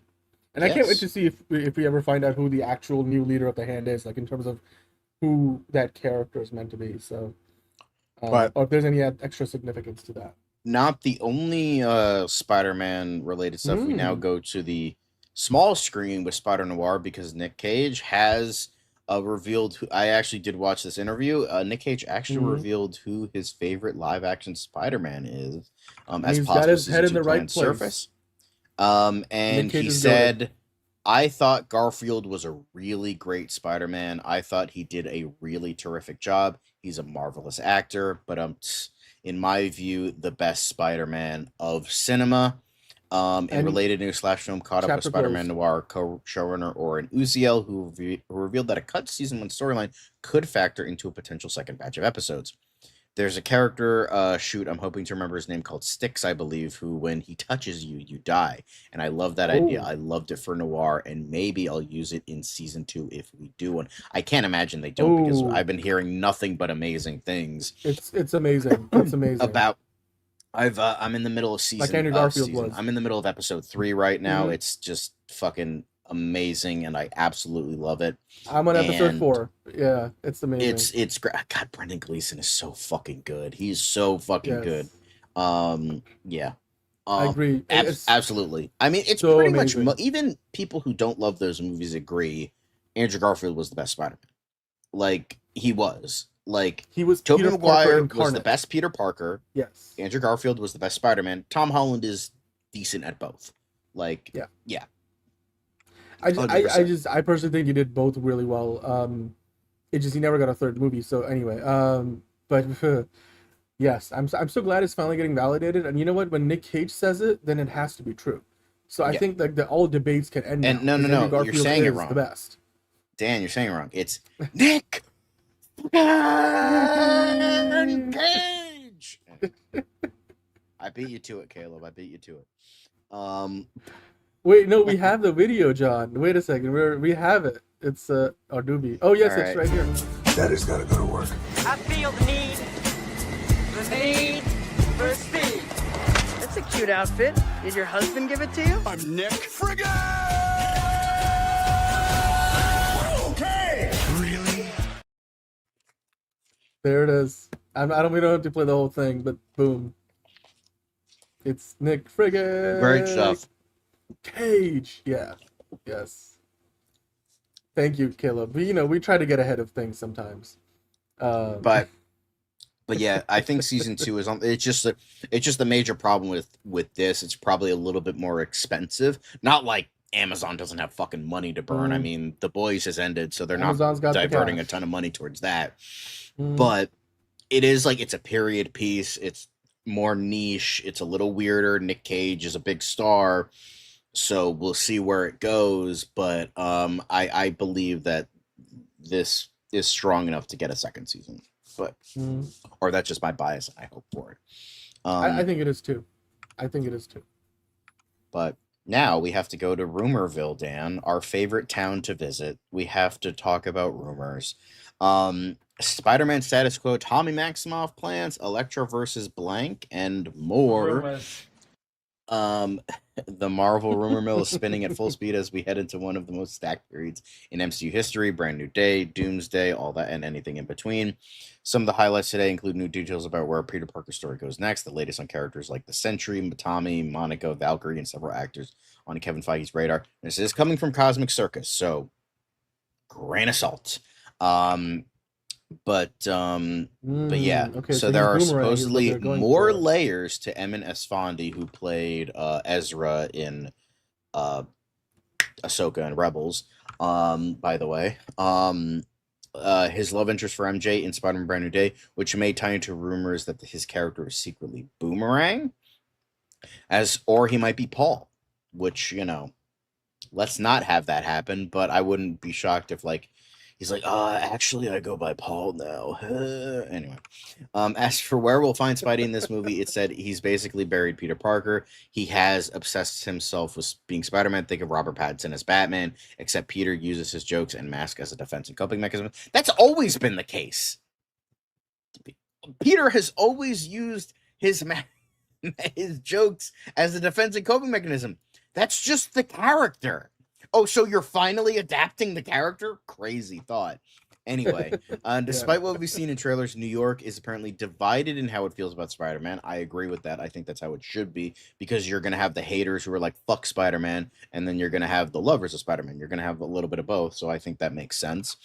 Talking of that first Spider-Man Brand New Day teaser, most of the footage used in it was from the first act, with a complete misdirect at the beginning of the trailer. Only a couple of brief shots were from the movie's final act, which is how trailers should be edited. Marvel Studios may have future plans for Thunderbolts team, potentially incorporating Dave Fontaine, Bullseye, and characters who are not necessarily a part of the new Avengers. As for the Sentry's future, he might disappear for a while after Secret Wars, largely because he's put through the ringer in Doomsday, because, our boy Rob can't be happy. Tommy Maximoff appears near the end of Vision Quest's first episode and is in every episode that follows. Elle Fanning, Lakeith Stanfield, Damon Idris, John David Washington, Samara Weaving, Jodie Turner-Smith, Teyana Taylor, Brenton Thwaites, Jacob Elordi, and Nick Galitzine have all met with Marvel Studios. Who they could play in the MCU is currently anyone's guess. The Department of Damage Control is still being eyed as the next Saga's big bad, as is Val. That's just stupid. There's a very slim chance Valkyrie appears in Avengers Secret Wars, while Monica Rambeau will have a bigger role in the next Avengers movies than Captain Marvel and Miss Marvel. Why? Who knows? Elektra versus Bullseye in Daredevil Born Again Season 3, it may be a possibility.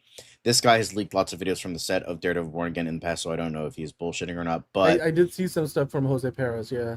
But Elektra scenes are too good to spoil the fight against Bullseye, so yeah. We don't know yet, because Elodie Young has been very mum on any potential, rumors of her returning as Elektra. But I mean, those actors, like Nicholas Galtazine's profile might get raised quite a bit from Jacob Elordi. He's now Academy Award nominated. He doesn't have Euphoria to worry about anymore. Dude, Lakeith Stanfield. I mean, I think Liz would be. Teyana Taylor got fucking nominated. Like a lot of Oscar-nominated actors. Yeah. I mean, Damon Idris, he's been a name for a while as the new Black Panther. John David Washington has been considered for the same That's thing. Another one. Brenton Thwaites, I could see him as somebody. So yeah, like, Jodie Turner-Smith, she's in The Agency. I was talking about that the other day.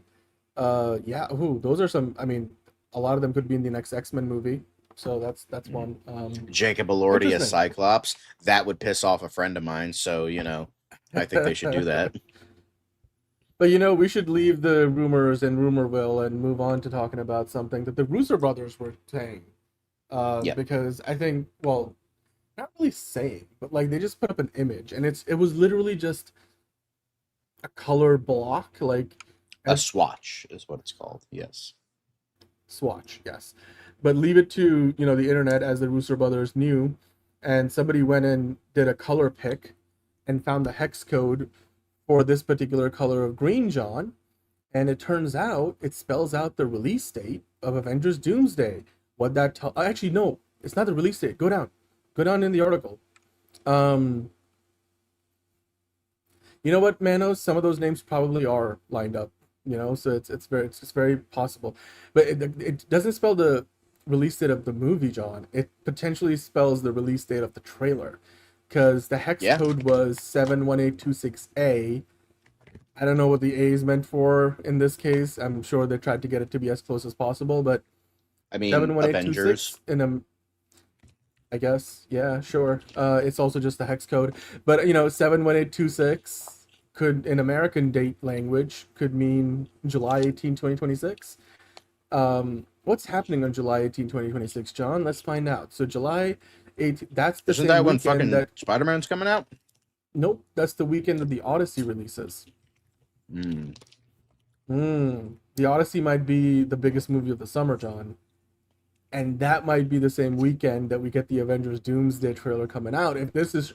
Do you believe it? Do you think the Russo brothers just teased that Avengers Doomsday will release its first official trailer on July 18th, which would be the Saturday of the weekend when the Odyssey comes out? Or are we just... I also find it reading interesting all that wrong? it's a green that's kind of close to Doom's like color. So I'm sure that was not a coincidence. So... I mean, wonder they if had I to have typed in the picked it because hex they had to have code. typed in like a Photoshop thing of like 7/18/26 to make it like the date If I of the type movie, in if it is. 071826, it gives me like a dark navy bluish color. So I guess 71826, or no, wait, was it? Yeah, 71826A made more sense because it was a green rather than like a navy blue if they did 071826, because hex codes are 6 digits. So Yep. anyway, hey, that's exciting. I mean, if that's true, it's just a theory, but it's true. The Russo brothers like to give us clues. Yep. as More they do, clues, just so- like the clues that we got ahead of Avatar. Not trailers, Yeah, clues. Clues. Anyway, Anyway, they aren't well, I'm gonna blues step clues, away, they're but Russo clues and gross. Cluesing for a bluesing. I don't know. That did not work. That worked better in my head. Anyway, John. On to You know what TV else Talk works Terror better in video your head? clips. TV Talk Terror. Yeah. Not a lot, but a little bit. But apparently Helen Mirren has shown support for Tom Hardy amid Mobland set drama. Because there has been a lot of, I got a lot of crumbs on me. But apparently, there's been a lot of reports that, Tom Hardy and Helen Mirren have butted heads over Israel and Palestine, as well as, him being late and all that stuff. So apparently Helen Mirren might be a bit more based than we thought. Well, not totally, because she still supports genocide. But apparently the Oscar winner has taken to Instagram to comment on Hardy as efforts to salvage Momland Season 3 continue. Apparently, she said Mirren posted a photo of Hardy and wrote, "Love you now and always." The Mobland controversy was sparked by reports in several outlets that Hardy was going to be fired due to unprofessional behavior on set during its second season. The Hollywood Reporter did not echo the firing claim, but did confirm the on-set behavior complaints. So this is what they've been saying, and this is the actual, like a blurry image and a weird caption on the image. So yeah, this is very much a boomer-esque image, although more, I think she's part of Greatest Generation. Anyway, but yeah, so it seems like Helen Mirren might actually support Tom Hardy despite all the things that have happened on set. So there's that.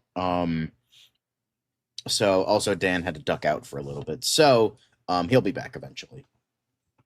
But yeah, so apparently Helen Mirren has shown support for Tom Hardy amid the Mobland set drama. So good for her, I guess. That's nice if she actually feels that way, or this might be a PR move. Who knows?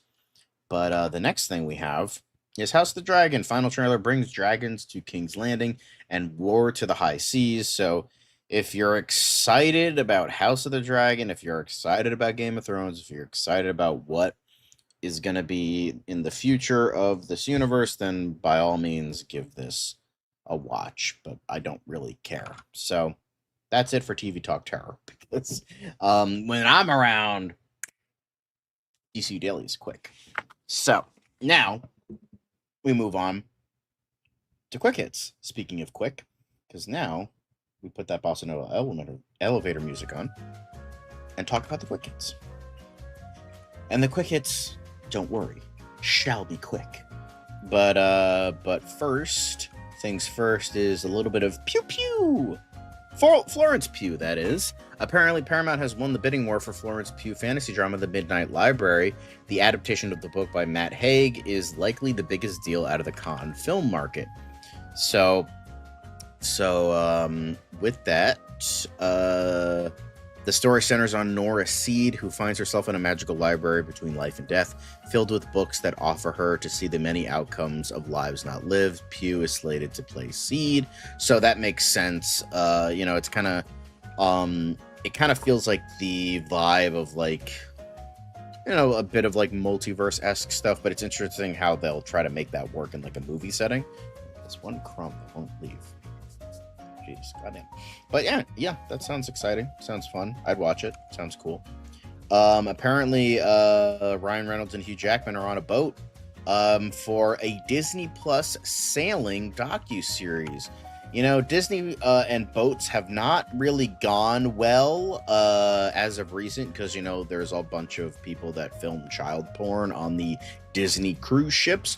So maybe this is them trying to win back some favor with Disney and the high seas. Probably not, because remember, Disney cruise ships had people filming child porn.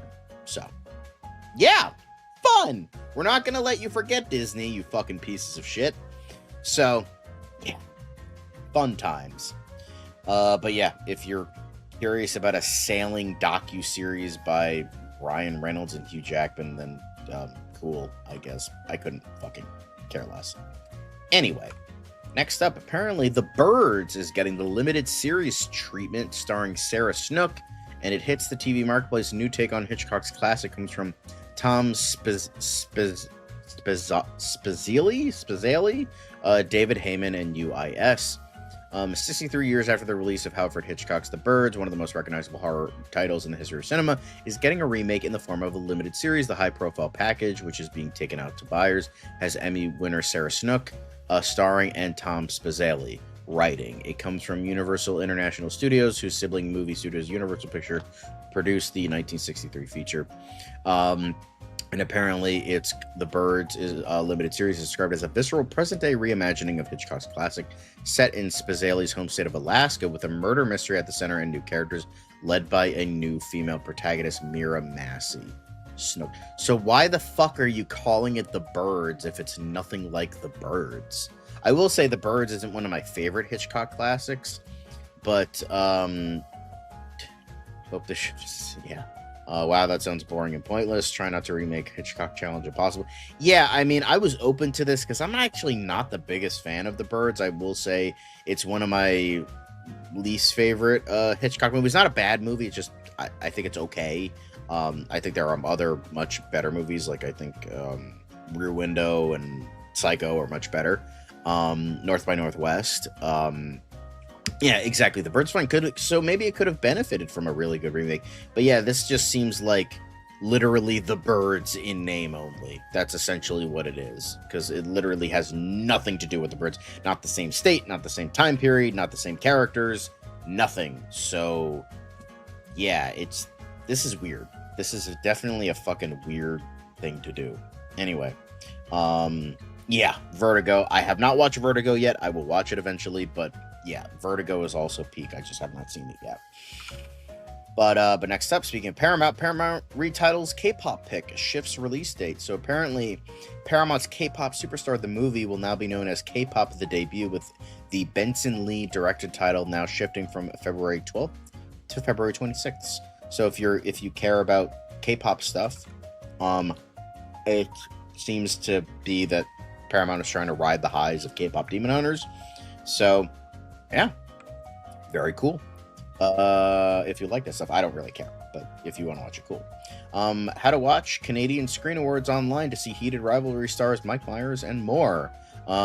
So apparently, if you want to watch the Canadian Screen Awards, it's going to be on Sunday, May 31st at 8 p.m. It's going to be on CBC, CTV Global in Canada, and will also be on YouTube. So cool. Again, Tony's not here anymore, so we can't cater to the Canadians in the chat. But next up, Where to Watch: Criminal Minds Evolution Season 19, guest starring Connor Story. Again, more heated rivalry stuff. So yeah, it's on Paramount Plus. Boom, there we go. Easy. Pinocchio Unstrung gruesome final trailer unveils Robert Englund's sinister Jiminy Cricket. So yeah, this is that's the Twisted Childhood universe, aka the Pooniverse. It's by the guys who did Winnie the Pooh, Blood and Honey 1 and 2, and then I think Bambi the Reckoning is another one. I don't know if that came out already, but yeah. So Pinocchio, they're doing Pinocchio next, and your boy Robert Englund is going to be Jiminy Cricket. I might actually watch it if that's the case, because Robert Englund is awesome. It's directed by Winnie the Pooh, Blood and Honey, Reese Frake Waterfield, and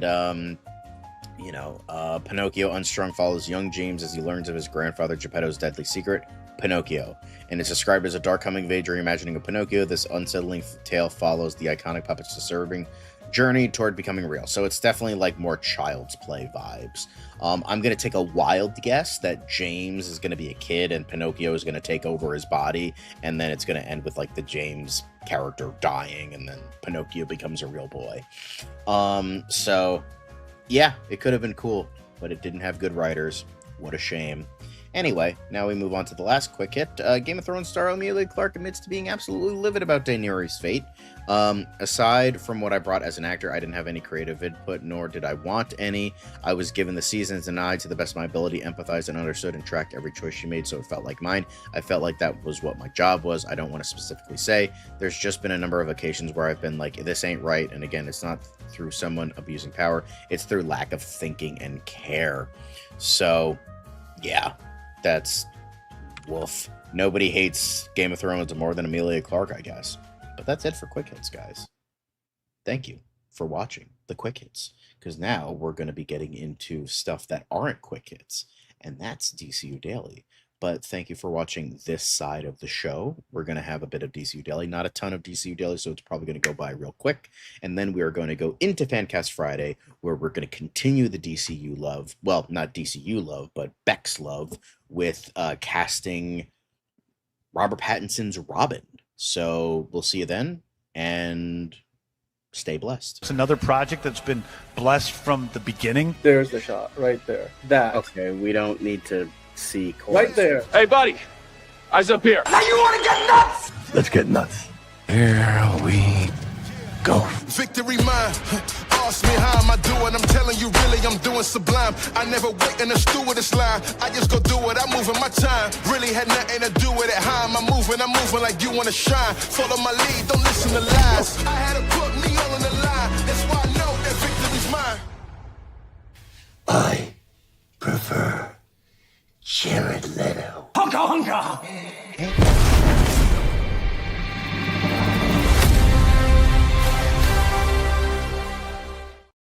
Hello, everyone. Welcome back. Here we are.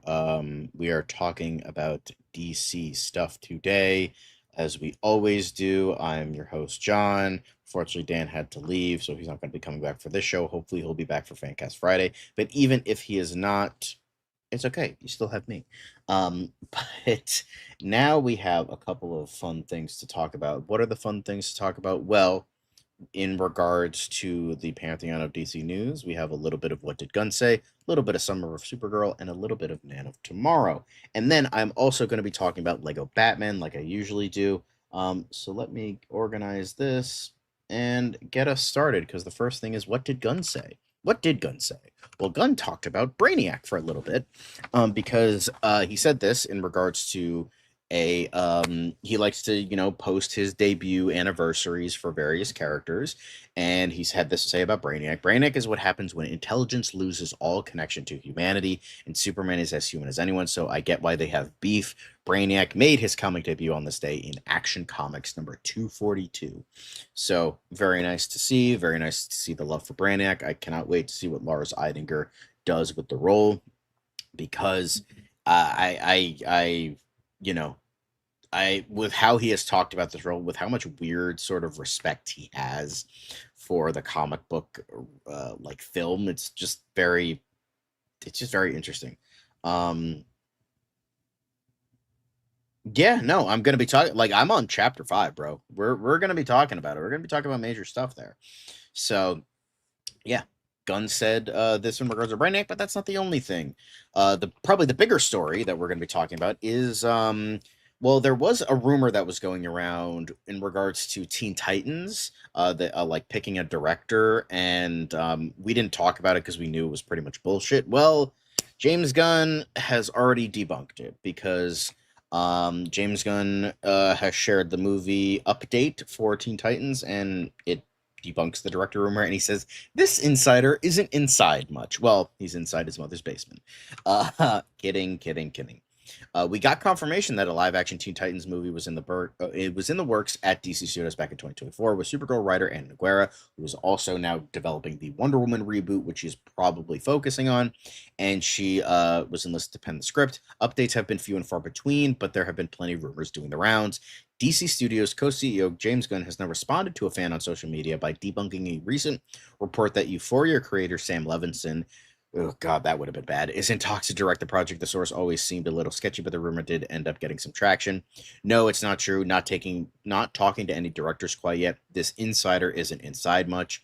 Gunn has previously confirmed that the new Wonder Woman film is a priority for DC Studios, so depending on how far along the script is, we couldn't count on Noguera completing her first Teen Titans draft anytime soon. A recent rumor logline claimed to reveal the key Titans members are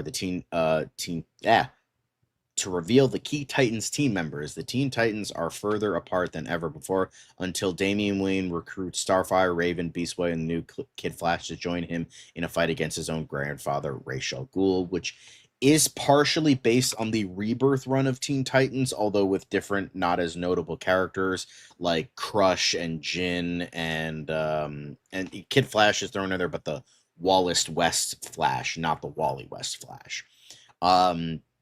So, however, we later hear that the movie will focus on a pre-existing team being revived, which suggested that the roster would more likely consist of the original 60s comic book lineup: Kid Flash, Robin, Aqualad, and Wonder Girl. Scooper Daniel Rickman has claimed that it will indeed be Bruce Wayne's son, who will also feature in Brave and the Bold movie alongside The Dark Knight. Who knows, because with how this has gone, it might not be the case anymore. That will lead the Titans, but a new Robin has also entered the mix. Nexus Point news writer Apoc Horseman, who is very good about, like, straight up, I believe it was James Gunn has told Apoc Horseman, hey, stop leaking our shit. So Apoc Horseman is actually a pretty good source. Believes that it could actually be the third Robin, Tim Drake, who became the latest Boy Wonder shortly after Jason Todd's death and went on to take the name Red Robin. Yum. We would definitely lean more towards Damian, although James Gunn and Peter Safran probably wouldn't see an issue having multiple Robins in the DCU, so anything is possible. As for potential villains, while Ra's al Ghul would be a popular choice, Gunn has confirmed that plans are in place to introduce Deathstroke, who has become one of the Titans' signature foes over the years. We know that Slade Wilson and Bane will be a part of a separate movie from Captain America Brave New World writer Matthew Orton, so introducing the character as the antagonist of the Teen Titans film would make sense. However, I think they've kind of beat that shit to death at this point. Deathstroke doesn't always need to be the Teen Titans villain. Come on, Brother Blood's a cool villain. Have him be it. Goddamn. Hopefully he'll be the essence. I think he will be the essence of fiction, Caleb. Ha, oof. Thanks, Elite Easy, for that. But yeah, so we have major debunking on James Gunn's case. So thank you for that, James Gunn. And thank God Sam Levinson isn't directing a Teen Titans movie, because we don't need to see, Wonder Girl become an OnlyFans model and become 50 feet tall for no reason and wreck people. Yeah, we don't need to see that. Anyway, but now we're going to be talking about a little bit of Summer of Supergirl, not a ton. But Millie Alcock was recently on the DC Studio Showcase, which returns with a season 2 today.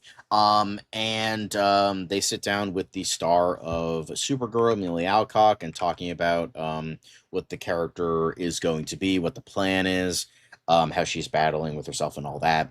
So obviously you guys can watch Showcase now that, DCU is picking up steam this year once again.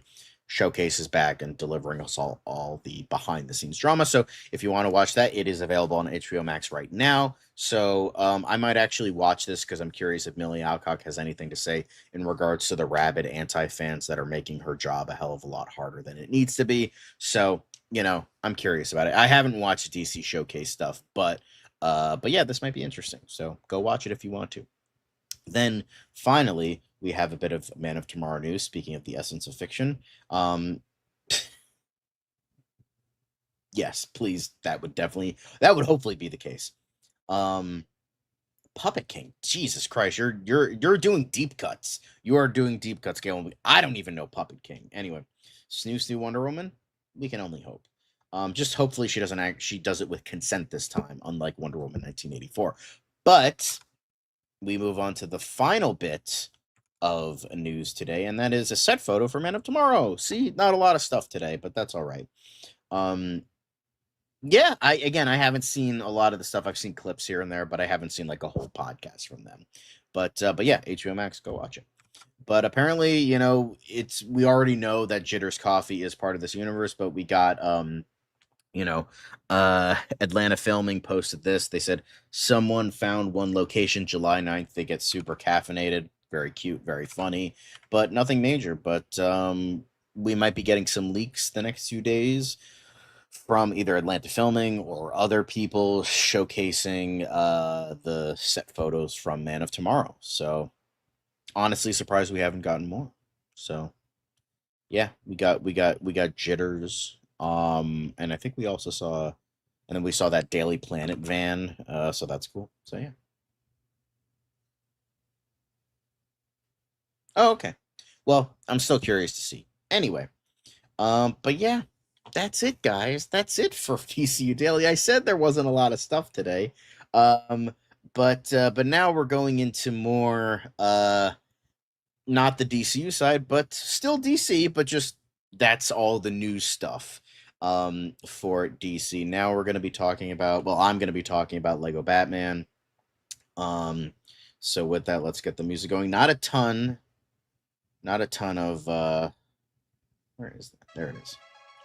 But Lego Batman, I played a little bit yesterday, and the thing is, I've been mainly completing open world stuff because there is so much open world stuff. I was mentioning this yesterday. So much open world, so much open world stuff.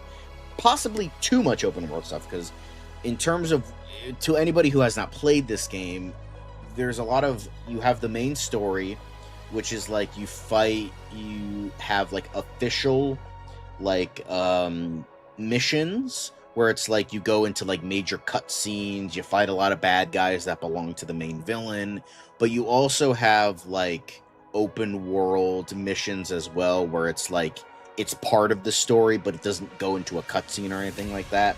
So you have all that. So the open world stuff is good. I like it. I'm not saying it's a bad thing. This is more of a nitpick, but it's just, there's a lot. It's like you have the Clue Master puzzles, you have Riddler puzzles, you have detective cases, you have the Wayne Cache stuff, which could either be just a box laying around, it's used for updates for gadgets and stuff like that, or it can be another puzzle. We have wanted posters. There's not a lot of those, but you have to track escaped zoo animals. There's a lot of fun stuff, but it's just, I feel like there's too much, that's the problem. There's a little bit too much in regards to the open world stuff. I wish we got a couple more, chapters. I get that you can only do so much with so many movies, but like, I feel like the Batman was barely touched upon. Like, yeah, it feels like that world. We have that Jim Gordon, and we have and like that Iceberg Lounge. We have Carmine Falcone, all that stuff. But not a lot of influence. Like, I mean, obviously the Burton movies got a lot of love, and the Schumacher movies got way too much love. But it's just like, it's just weird how it's like kind of feels like a bit of an imbalance, kind of like, so like it feels like 75% open world and like 25% story, and I'm like, that doesn't balance out, because at least with like the Arkham games, which is it's supposed to be like a kid-friendly Arkham game essentially, but with Legos, it feels like with the Arkham games, a lot of the stuff you do is really fun. Like the side missions you do, you have like the Hush stuff, the Mr. Freeze stuff, the Deadshot stuff, like all that was good, and it felt like different. The only thing annoying was the Riddler puzzles, but even then, like in the beginning, it's still fun. It's still very fun. It's just like when you're like doing this way after the story is done, it's just like, okay, what are we doing here? But again, it's hard for me to compare because it's like this isn't an Arkham game. It's supposed to feel like an Arkham game, but it's not exactly an Arkham game. So it just feels a little bit off to me that there's just so much, especially when like look at like the first few Lego games, like the Lego Star Wars stuff. You had like 6 chapters per movie, and you had 3 movies and a little bit of A New Hope if you could unlock it. In terms of like I'm talking about Lego Star Wars, like the original Lego Star Wars. And it's just weird. Like, it's just like, I understand there's so much stuff you have to put in there. Because again, it's going for more of the open world vibe. And that's fine. It's just, I think there's a little bit too much. You could have cut a few things and maybe have like one more chapter to really balance things out. But it's still very good. Like, I love the game. These are just nitpicks. It's just like, because maybe it's just like, it's so good that it keeps like me wanting more. Thanks for that. If you look beyond the references about other movies, it doesn't offer much. I mean, I think it offers a good, like, different timeline of, like, if, like, Batman 89 was the start and it was, like, this ongoing timeline, then I think it works. I think it works. Yes, thanks, Fiona. But I think it's just, like, I think there's, like, 6 chapters. Come on, 6 chapters for this game. Like, I want more. I think there should have been like 10 chapters, like, for me personally. Maybe a little bit more for the chapter. It's just like, but it's still phenomenal. It's like, for me, it's like a 9.5 out of 10. It's just like, these are all nitpicks. And plus the game is so good. It's so fun. Like, I love the gameplay. I love being a part of the story and all that. It's just, I just wish there was more. I don't know if that's a good thing or a bad thing. It depends on who you ask. Like, sometimes wanting more is a bad thing because it's like they give you nothing to work with, but sometimes it could be a good thing where they give you so much, but it's so good that you just want to see even more. But if they gave you even more, it would have been a problem because then it would have been too much. So I'm kind of like, we'll see when I complete the main story how I am at the end of that. I'm on chapter 5 right now where they're doing like,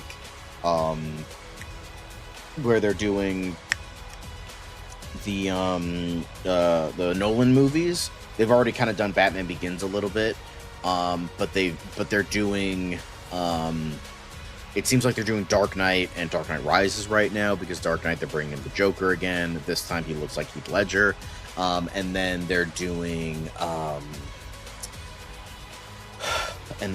Dark Knight Rises. They have like the clean energy thing. They're going to bring in Bane. They're going to bring in Talia al Ghul and all that. So I can't wait for it. No, I'm not playing First Light. I haven't been impressed with what I've seen so far, so I might get it when it's on sale, like months from now, maybe even years from now. It looks like a decently fun game, but it's not a full price game for me. Like, for me, Lego Batman Legacy of the Dark Knight is an exception, not the rule for me.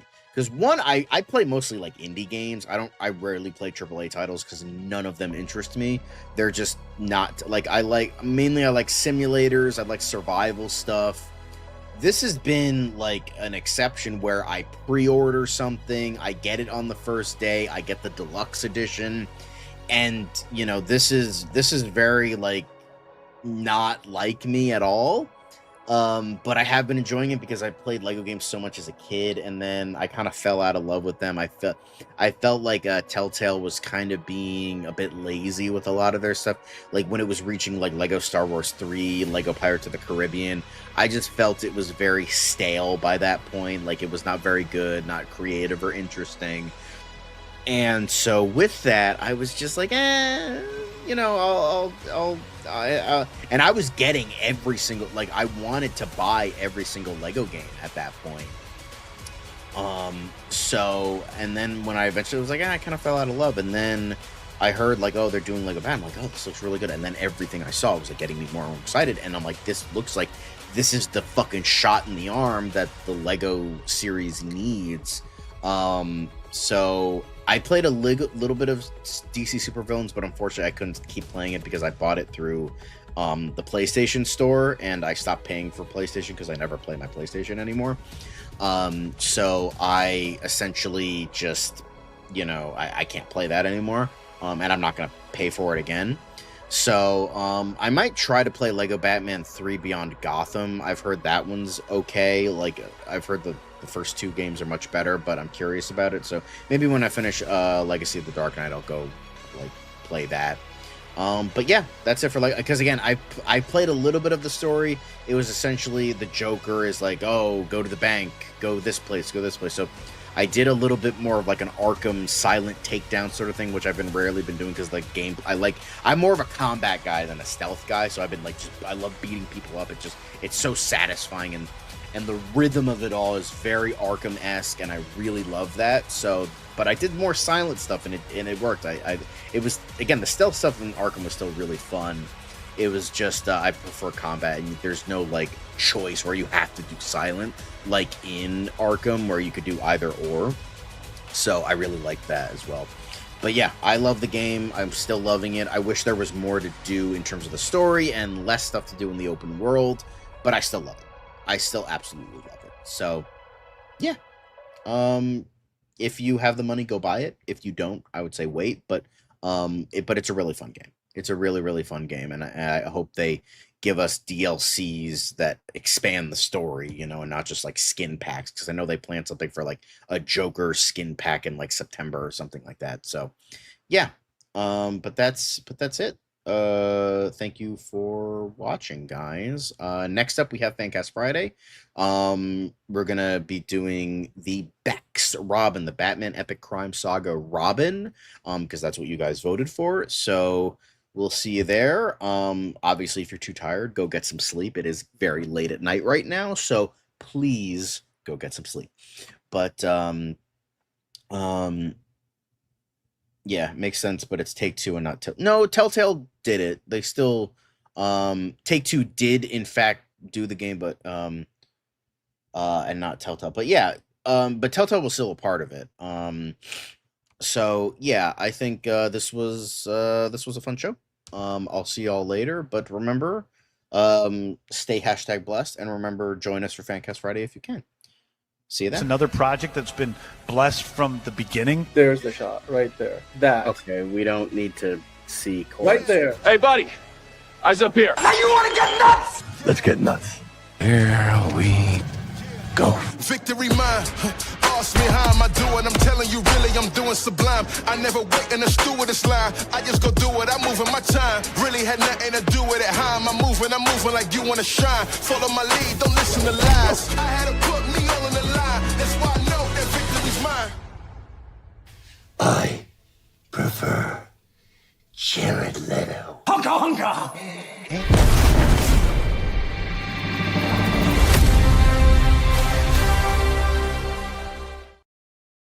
And remember, fuck Jeff Snyder, fuck Crybaby Ellison, and fuck Tom King.